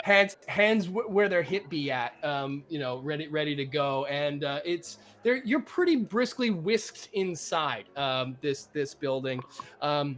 You see that it's kind of a flurry of activity. There's like a couple of desks with people like shuffling papers in and out. There's people both civilian and in NCR garb, running around doing all kinds of activities, and you're brought into an office in the back of this. There's probably about 5 or 6 different rooms branching off in this pre-war office building, and it's not long before you are in front of a fairly high-ranking appearing officer. In fact, he sits behind a desk and is like shuffling some papers around. And the second he sees you all come in with the MPs and this master sergeant, Colonel Henry, sir, quick salute. We've got some folks here that say that they know something about what happened to A Company. He like looks up and says, "All right, well, what is it?" Yeah, at this. Sorry, what was the rank again? I didn't quite catch that. It was. He hasn't told you. Oh yeah, he did tell you, Colonel. Sorry, you would have heard the other Colonel, guy a say. full-on fucking colonel. Okay, Full yeah. bird, baby. At this, Johnny, you see something that's very strange. Normally, Yuri stands kind of like shoulders in his stoop, like he's not a very proud, like he doesn't carry himself very big. But seeing a colonel, he stands up ramrod straight and gives just a fully proper salute and says, "Colonel." And then he goes into his bag and starts taking out the dog tags and lining them up very carefully on his desk and says, "While entering the Badlands outside of Boulder City, we were engaged with a patrol purporting themselves as NCR officers, or NCR soldiers, I should say. It became very clear that they had no idea how to handle their weapons and were in fact not NCR at all. We engaged them and dispatched them. There's one surviving. He's being guarded by one of my mercenaries. They murdered your crew several weeks back while your crew were on R&R and drunk." He's taken aback by all of this. The second you go to like salute, he goes, "Be like, no, that's for." And then the second those dog tags come out, his jaw just drops. He picks up. I worked with the NCR with the Crimson Caravan extensively. I fucking know how this shit goes. You got him. You knew what to do to get him kind of Rick tick, and he grabs these dog tags pretty quickly and holds them. Thank you for these two questions. Do you know where? We have a men are? survivor. We have You a have a- survivor. Well, we're gonna want to talk to him. Yes, of course. He will be able to tell you where the Yoler patrol was jumped. Secondly, you said that they were drunk. That's what both. There were initially two survivors, but there was an accident. That's what Mistakes both of do the- happen. Mistakes happen. Colonel. do happen. You Mistakes do happen.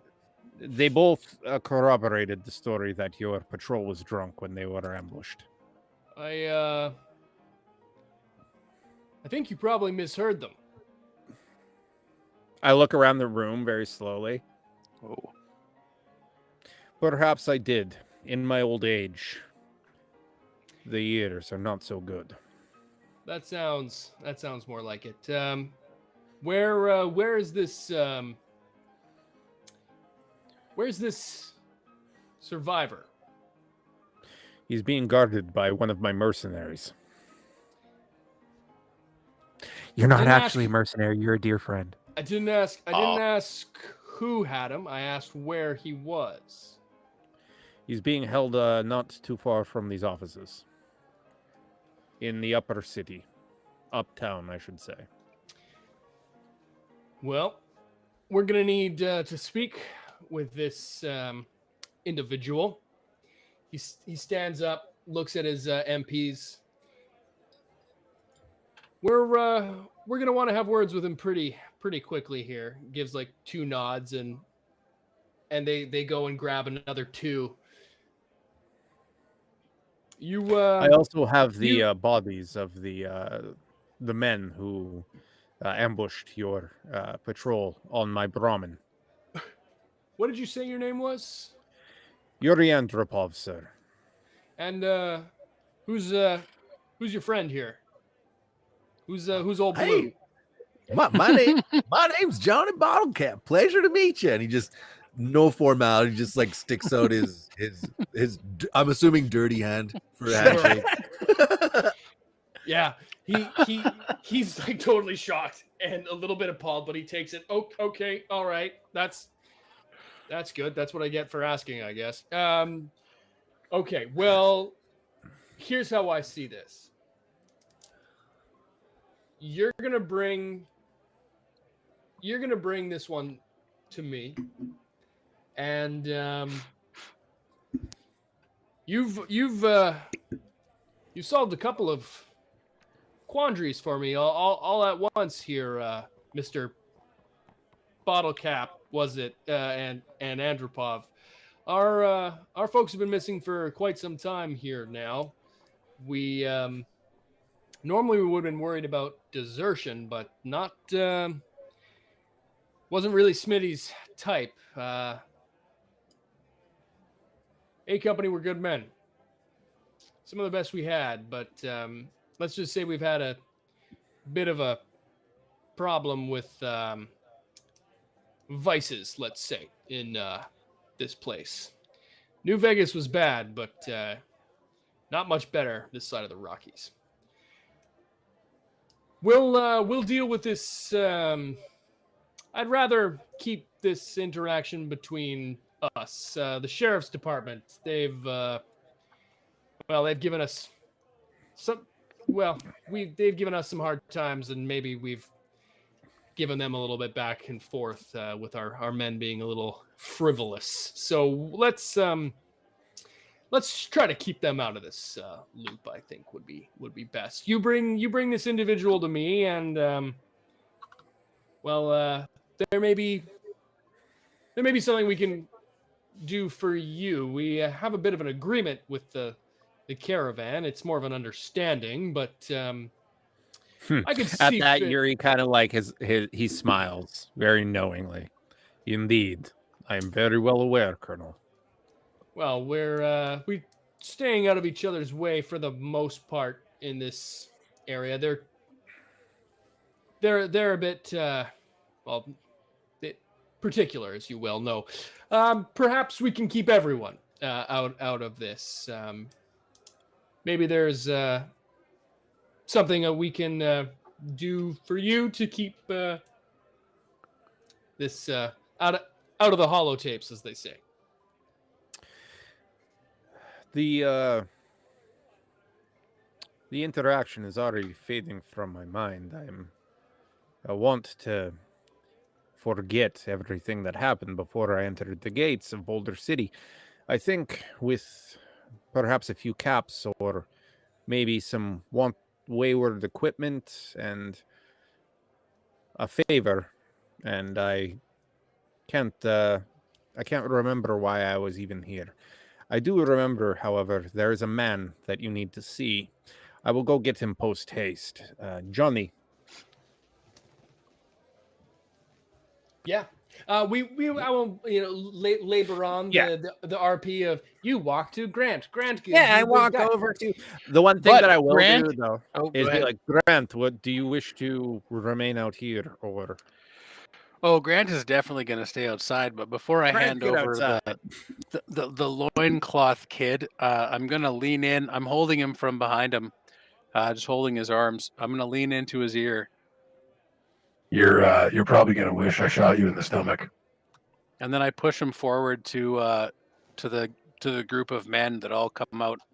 Yeah, I think the MPs take him immediately. Like, I Yeah, just totally. absolutely.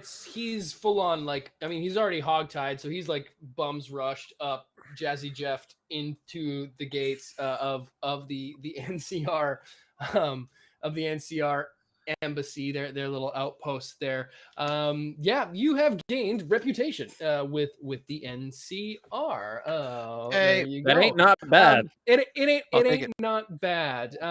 What you choose to do with it will be yours. Again, not laboriousing the role play because there's a lot to do in this city. But you chat a little bit further and agree to keep the incident out of the books, at least on the side of the drunken, disorderly soldiers of A Company getting jumped.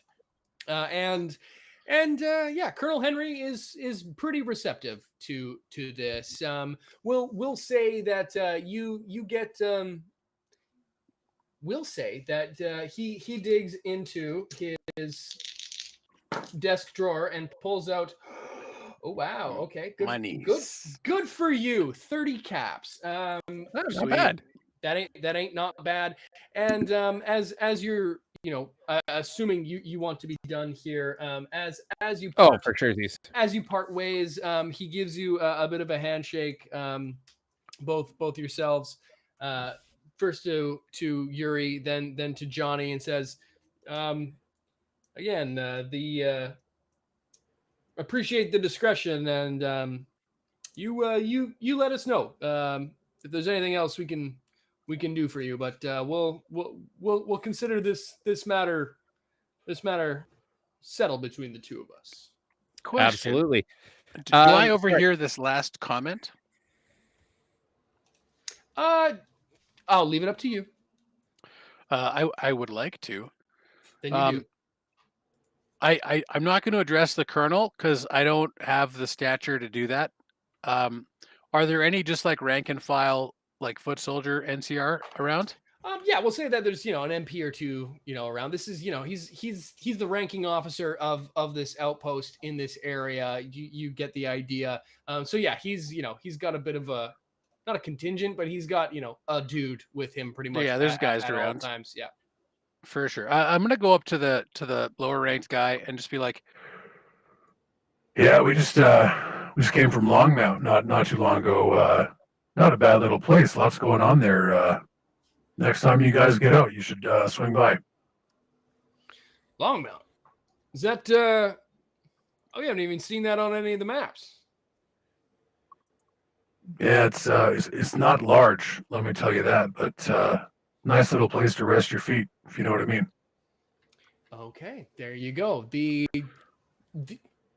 word will spread within the NCR of a little town called Longmount. There you go. It's wasn't on the map, but it is now.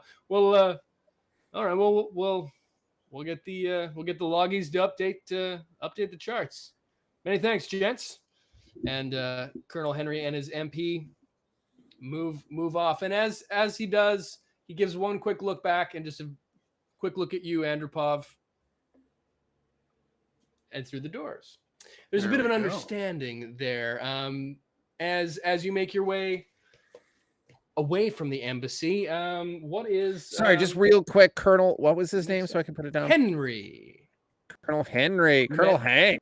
You met Colonel Hank and a couple of MPs and Master Sergeant Brooks. MS Brooks. Your loincloth man shrieks and screams as he's handed over and dragged into the NCR hub. What is the next move, gents? Goodbye, idiot. I think we'll Well, divvy up our caps. Boulder City is yours. You got 30 more caps out of that exchange. Not bad. A couple lucky rolls on the math rocks. I pat Duke on the head. My friends, I did notice a couple things that caught my eye on the way in, including a helmet and some light armor that probably would fit Duke. I hate to ask on party resources, but what do you think? I love it. He's our caps, they're your caps. And anything that will get him into the fight. And then I kind of scratch him behind the ear a little bit. You never know when one of these is going to come in handy. And Johnny just kind of knocks on his own helmet. His old dome.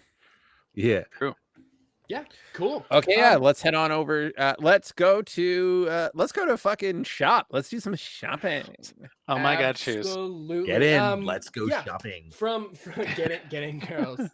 Get in, loser. Get in, loser. We're going in, loser. shopping. Yeah. You ain't shopping. You make your way. I won't make you be like, and this is this store, and this is that store, and this is this store. Like, yeah. What's the shopkeeper's name? It's S.H. Opkeeper is his name. Yeah. Hello, Mr. Hopkeeper. Mr. Oppenheimer. Air Opkeeper. Schoppenheimer. Schoppenheimer. Oh, yeah, Hans Schoppenheimer. Yeah. Fuck you. Well, Oh my God. That was deserved. Okay, I Those are going vote. fully off the bus. I vote that we mod. We have to mod the combat rifle, and we have to mod Sherlock Ohms. We Okay. have to. Sure. Yeah, So- if you guys want to take a look at some weapons mods, we'll just say for Canonical's sake, you can if you go to the market proper, you can buy some shit. Page 105 of the rulebook Thank you. has energy weapon mods. I've been looking over this, and not to speak for your weapon there, Mr. Yuri Anderpov, but I sort of feel like the gyro compensating lens with Hey-o. +1 fire rate and removes inaccurate would be pretty useful. Oh, I could aim with that. That's for sure. I Yeah, was just you gonna could. lean into it being a fucking chaotic neutral weapon and get a agitator that sets everything on fire. But yours is probably more precise. I mean, you can do both. No. That's a lot. Like, we really don't have a lot of money, guys. We have No, we don't. 158 caps. No, I know.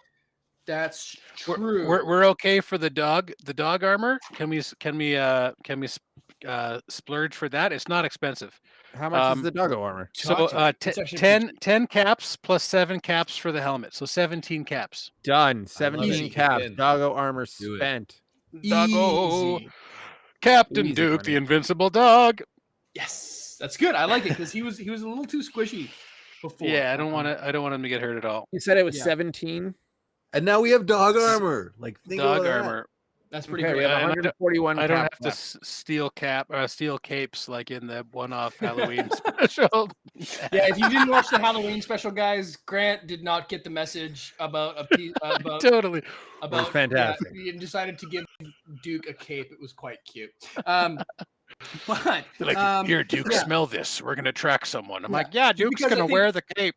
it's That's a great cape for wearing. Great cape. Thanks. Say that you'll you cinch up this armor after buying it from this sort of decrepit trader who doesn't look like he's got much business for his dog armor shop recently. Totally, But totally. but you pick it up and like, dude, it's like you can imagine it was just like an old piece of metal that's been sort of bent to be dog body shaped, and he's got to sort of cinch it up to Duke to get it properly sized, and then this helmet is more of just like a metal plate over his head and snout with 2 slots for the eyelid. But like, despite the fact that he looks like the gnarliest, raideriest dog here at the moment that you would expect, he's just like fully like just like looking up at you. That's a great totally fan happy art to see that. opportunity. Just saying, everyone. Totes. Yeah, if anyone wants to see the fan Duke in art his of dog that, armor. Yeah. You have dog armored your boy. Dog armor achieved. If you are looking for mods and the like, specifically, Yuri, if you're looking to make your gun on fire lighter. No. Let's go with a gyro stabilize that removes inaccurate. I like that one. Okay. How about Sure. a bayonet? Bayonet, a laser gun, like stab Ash. There's a thought. Yeah, I mean it's something. Yeah, if you wanted to get the gyro compensating lens, that's going to be a total. The cost is 25. Ooh, It is. That's Well, it's pretty going to be expensive. 25. We also need medical. Like, I don't want to belabor this because it's boring to do inventory management. All right, if you want to buy the thing, it's 25 caps. You can buy the thing, and it removes inaccurate. It does. Yep. Okay, and I think that's it's a all I'm +1 spending my fire money- rate. And it improves the fire rate. +1 fire rate. Yep. +1 fire rate. Okay, so that's what I'm going to do. My fire rate goes up to 4, and Sherlock Ohms is now gyro stabilized. We got to do something for poor Johnny's radiation burns. Yeah, exactly. Let's get rid of that. Radiation burn. Yeah. It's like he's just standing there like, I'm slowly dying inside. Guys, it's like smoking. It's not good. Yeah. How much is Blood Radaway? supposed to I come will from take that it. hole?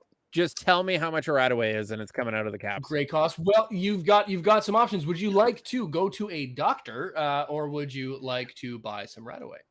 Oh God, it's 80 caps. I asked this guy down the way for just a Radaway. Yeah, we can get some. We can get some diluted stuff, but yeah, he's only got one. He's only got one radiation point. Diluted would is fine. 50 cap. I'll pick it up from the shop down the way. I think he's cutting it down, but the price is right. It's 50 caps. Yeah. So Johnny's got 30 caps in his inventory, so I'll hand them all over. Okay, then I'll take 20 out of mine too. Then. Oh, okay. We're down to 121 pool caps.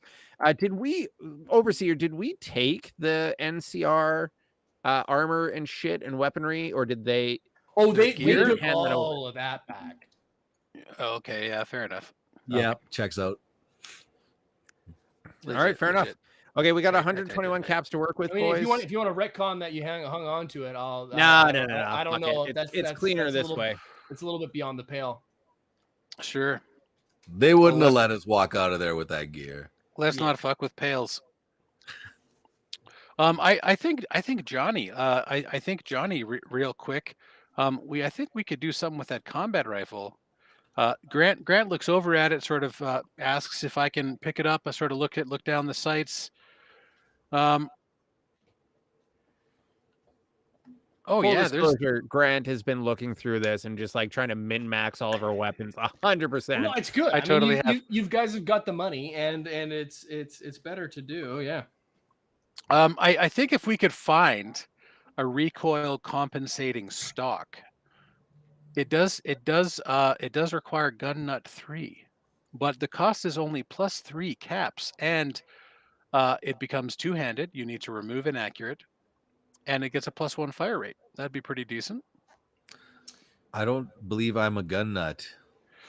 No, you'd have to find someone to do it for you. Yeah, yeah. It would be quite a pricey job to do. In fact, it would take 22 plus. Oh dang! Is your gun inaccurate now? There. I don't believe so. I don't think so. I think this would add it to it. It would remove it if you had it and gain two-handed, but it's already a two-handed weapon. So it'd actually be 53 caps to both buy and get it installed. But I don't know if that's the best. If that's the best. Maybe not the best use of money. Other than the fire rate. Yeah, maybe not the best use of money. You could get it if we're going to spend some money. You could get your barrel vented Your range goes up by 1. You get +1 fire rate, and it becomes reliable. But it's 36 caps, and you need gun nut 4 to do it. Oh, that's way too So expensive. we'd need to find the best gunsmith in town. Podcast poison right now. We are doing podcast poison where we're just fucking. Yeah. Hey guys, you want to look through? Hey guys, you want to like word by word? make some Excel spreadsheets for that? It's too much. It's too much. And like, yeah, you're gonna spend all of your money doing that. All right. Let's go find something like President's Choice, Rataway. You already got let's Rataway. Go to the saloon. Let's We're go to good. the saloon. I think we should go to the saloon. I think Johnny. I want to pat Johnny on the back, buy him a drink. Well, Grant, do you like? We have some caps. If you have something that you absolutely want to do real quick, do it. Grant's good. Okay, you got the dog armor. Johnny got dog armor. I'm happy. Brad fixed, Yes. and Radiation I got fixed. a more accurate laser pistol. Okay, we're moving on. Cool. I like it. You guys got some bonuses. You got some stuff. You can do some more shopping too down the road as well. You make your way to the saloon. You done a little shopping. You got some bags. You're doing good. Stopping off for a drink at the watering hole in town. You make your way up the stairs and into the saloon, which is everybody's favorite.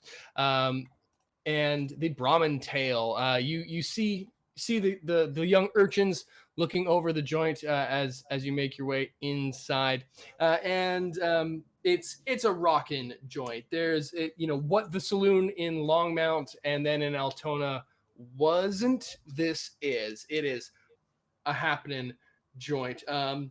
You make your way through the doors with careless abandon as you push your way through, and it takes you a minute. You're a little bit startled when the first person that greets you isn't a person at all, but is a 9-foot-tall super mutant sitting at a very small stool, comically small for the size of this guy, standing at the door. And he just reaches over a giant garbage can that's just full of guns and just says, "Guns." I offer Sherlock Holmes. It goes in the trash can. He takes it, looks at you're guns. You're offering, you big green hunk. No guns. Guns.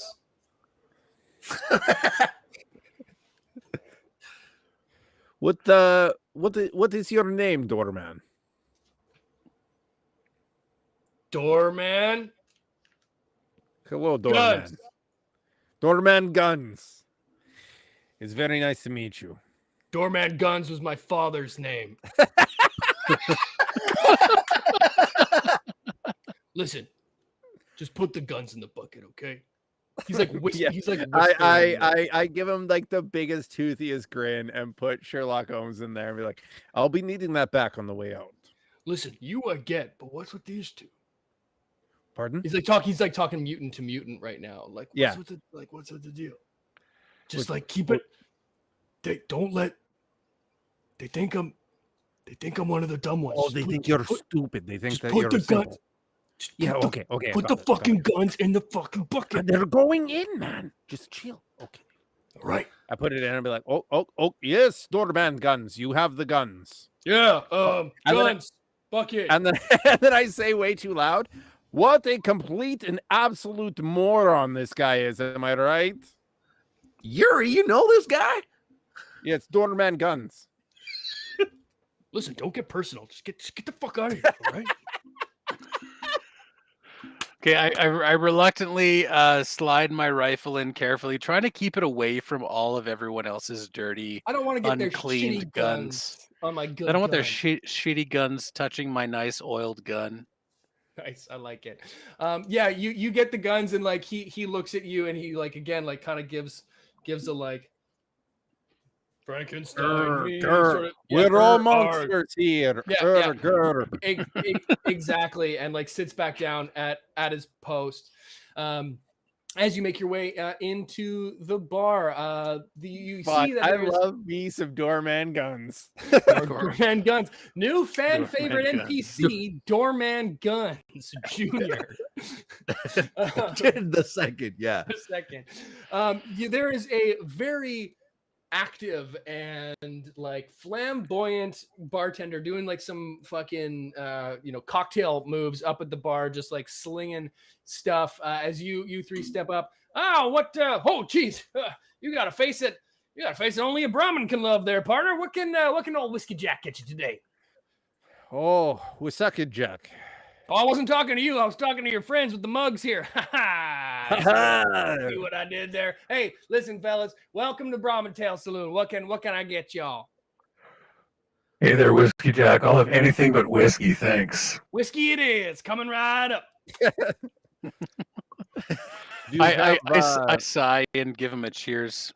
Do you have It's the name of the place. It's literally all. No, it's literally all we got. It's a bit of a trick question. It's whiskey. That's all we got. It's all right. I will have a the whiskey. I love whiskey.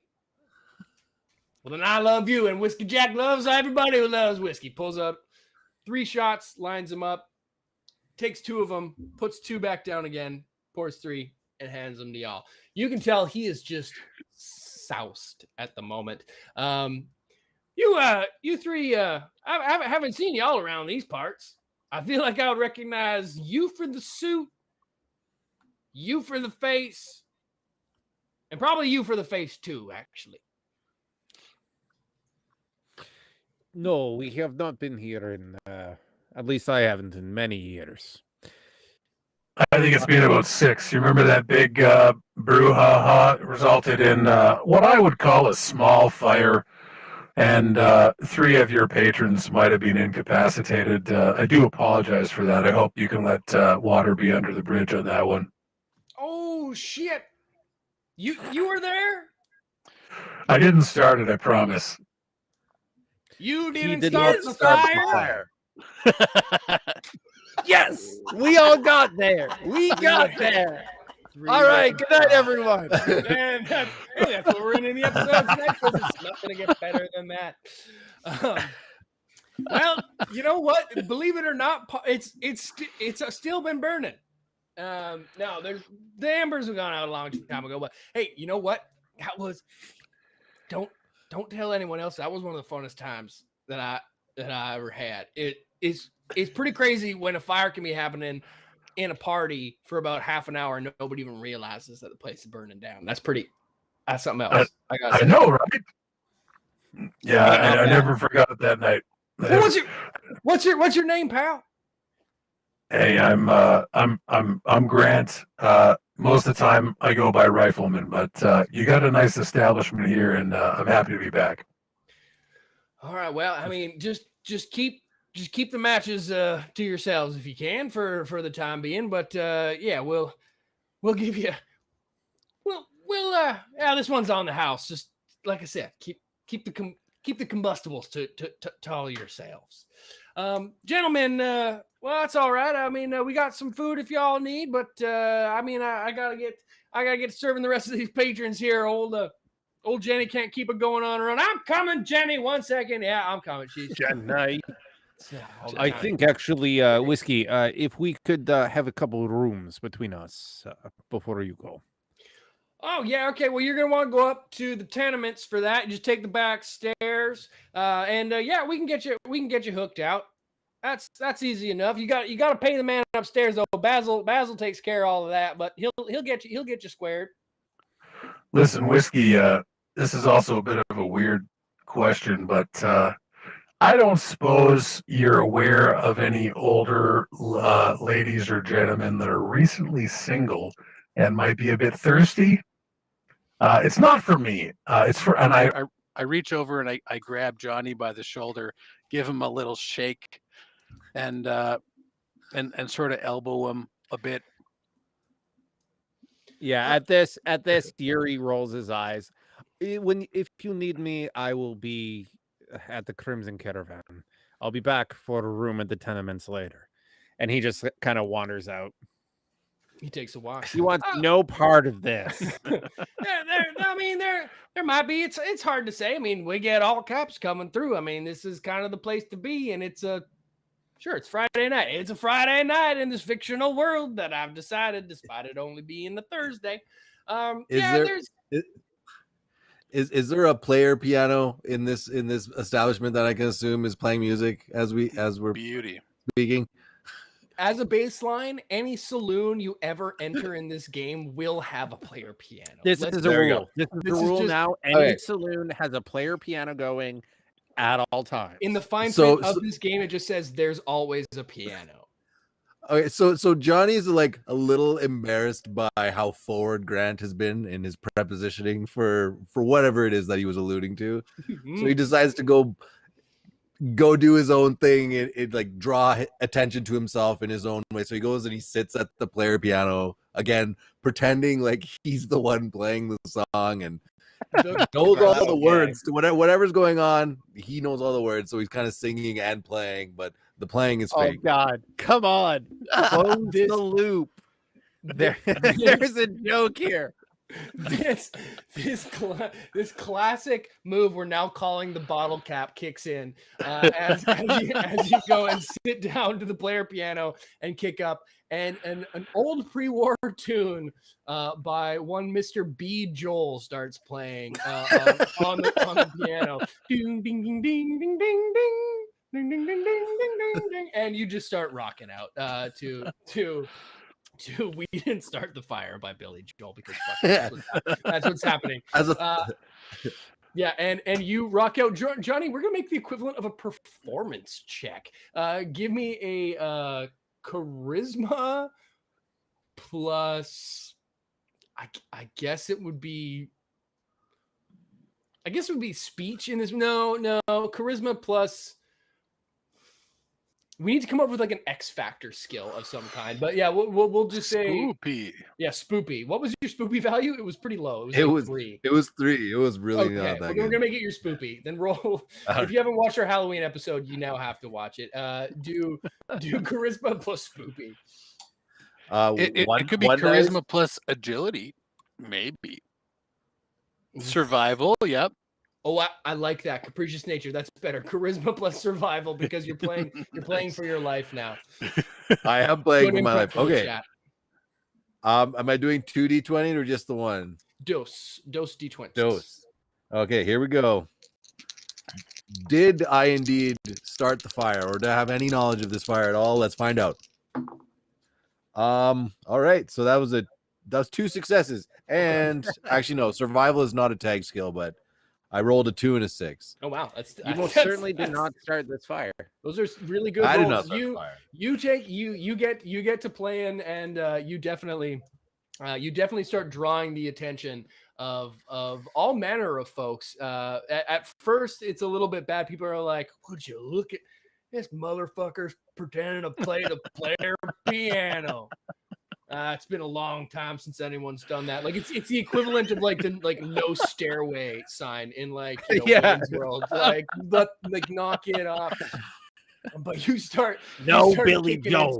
You start kicking. Yes, there's no Billy Joel. Like he stands up and kicks the bench back, and he's just like. The second you kick the bench back, the whole mood changes. It starts from a laugh and like Jesus Christ to like a full on. Then all of a sudden, there's just like everybody's chanting and like yelling. And sure enough, a couple. I'm not gonna assume what Johnny's into, but both a wild regaling of men, women, and ghouls start flocking over towards Johnny as Rifleman takes another shot of whiskey, feeling like he's done something good for the young lad. But Yuri, you make your way outside from this bizarre scene, which has just developed in front of us, and you can now hear the entire bar just kicking in through muddied walls. And you make your way out into the night. And what is it exactly you are doing out as the sun has begun to fall? It's that cool. I think we've already sort of said that it's beginning of autumn in our world, so it's kind of that cool, crisp, evening as things are transitioning from summer into fall, and it's that dark blue sort of twilight with the electric lights humming all around you. You're in the dark, in the night of Boulder City. What do you do? Yeah, I think I very calmly and purposefully make my way. I know where the Crimson Caravan offices are in Boulder City. I'm going to smell make. Yeah, I can make my way over there very slow, not slowly, I should say, purposefully. And something that he would never allow his compatriots to see. He has closed his ledger and put it under his armpit, but then has fished out a small Bible and has started reading through the passages. And you can tell that Yuri is not excited to go visit the Crimson Caravan offices, but as he moves his way through the streets of Boulder City, kind of absent-mindedly dodging people off the street on this Friday night and reading from his book, he is reading about a certain person and a last night in a Garden of Gethsemane, and feeling very, very alone and downtrodden in the world, about to be delivered back into some jaws that he does not necessarily want to go. And I think as he rocks up to the, well, what does the Crimson Caravan office look like? Great question. It is, oh, I see a hand up, Grant. I'm going to quietly go out after Yuri, getting my rifle, and I'm going to stay back a good ways, but I'm just going to follow him. Okay. You pick Got up some Overwatch. You pick up your weapon from Doorman Guns on your way out. He just goes, Fucking love me some Doorman Guns. Doorman Guns, and move your way through the streets. And yeah, we'll say canonically, Yuri doesn't know that you are there as Yuri approaches this. Oh, Yuri doesn't. He's fully wrapped up in reading, dodging people. He's got bigger things on his mind. Sure. You make your way towards the Crimson Caravan outpost, which is, you see that the outsides, it's more of a shack than anything, but all around it are fences and Brahmin to the tune of, I mean, for this, in this sort of gathering in this number is a little bit odd to see, more than a dozen Brahmin all in one spot, all being sort of taken care of by a number of staff. And you see the flag of the Crimson Caravan and the red sort of sigil across the front of it. It's corrugated steel building with these pens and barbed wire fences all around it. And as you make your way closer to the door and Rifleman, you make your way through the marketplace, keeping a safe distance. You lose Yuri as he makes his way up to the gates, and there's not much in the way of like armed guards or anything, not nearly like there was at the NCR outpost, but there is a man standing there at the outside, smoking a cigarette. And as he looks up and catches a look of you, he suddenly goes for his gun and kicks the smoke, but it takes a second and he relaxes and goes, "I'll be damned if it ain't Yuri Andropov." And that's where we're going to end it for today, folks. We have had so much fun today. At least I have, weaving this narrative tale for you folks in Boulder City. So much fun.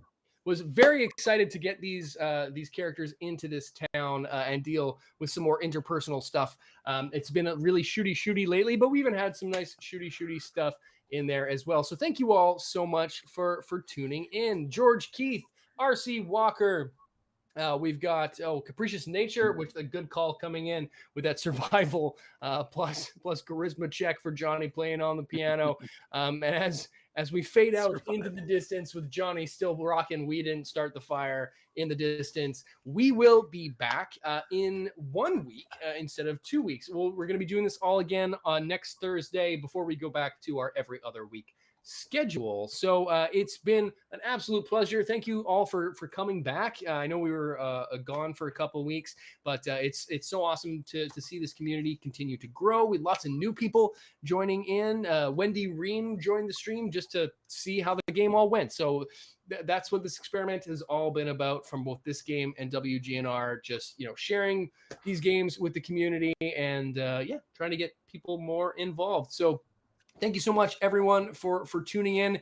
Tell your moms, tell your dads, tell your friends that we're going to be back next week, next Thursday. Which is pretty awesome. And we will continue the adventure from there and find out who this mysterious figure at the gates of the Crimson Caravan is, whether or not Johnny got some play, and what in the hell Rifleman's doing stalking in the distance. Thanks so much. Make sure you're following WGNR on all of the socials and things. YouTube always helps us out. The more YouTube followers, the better. Helps the algorithm, all those things. If you want to support us on Patreon, that's super cool. You can get some neat bonuses, like become a named character in a future video, which is pretty fun.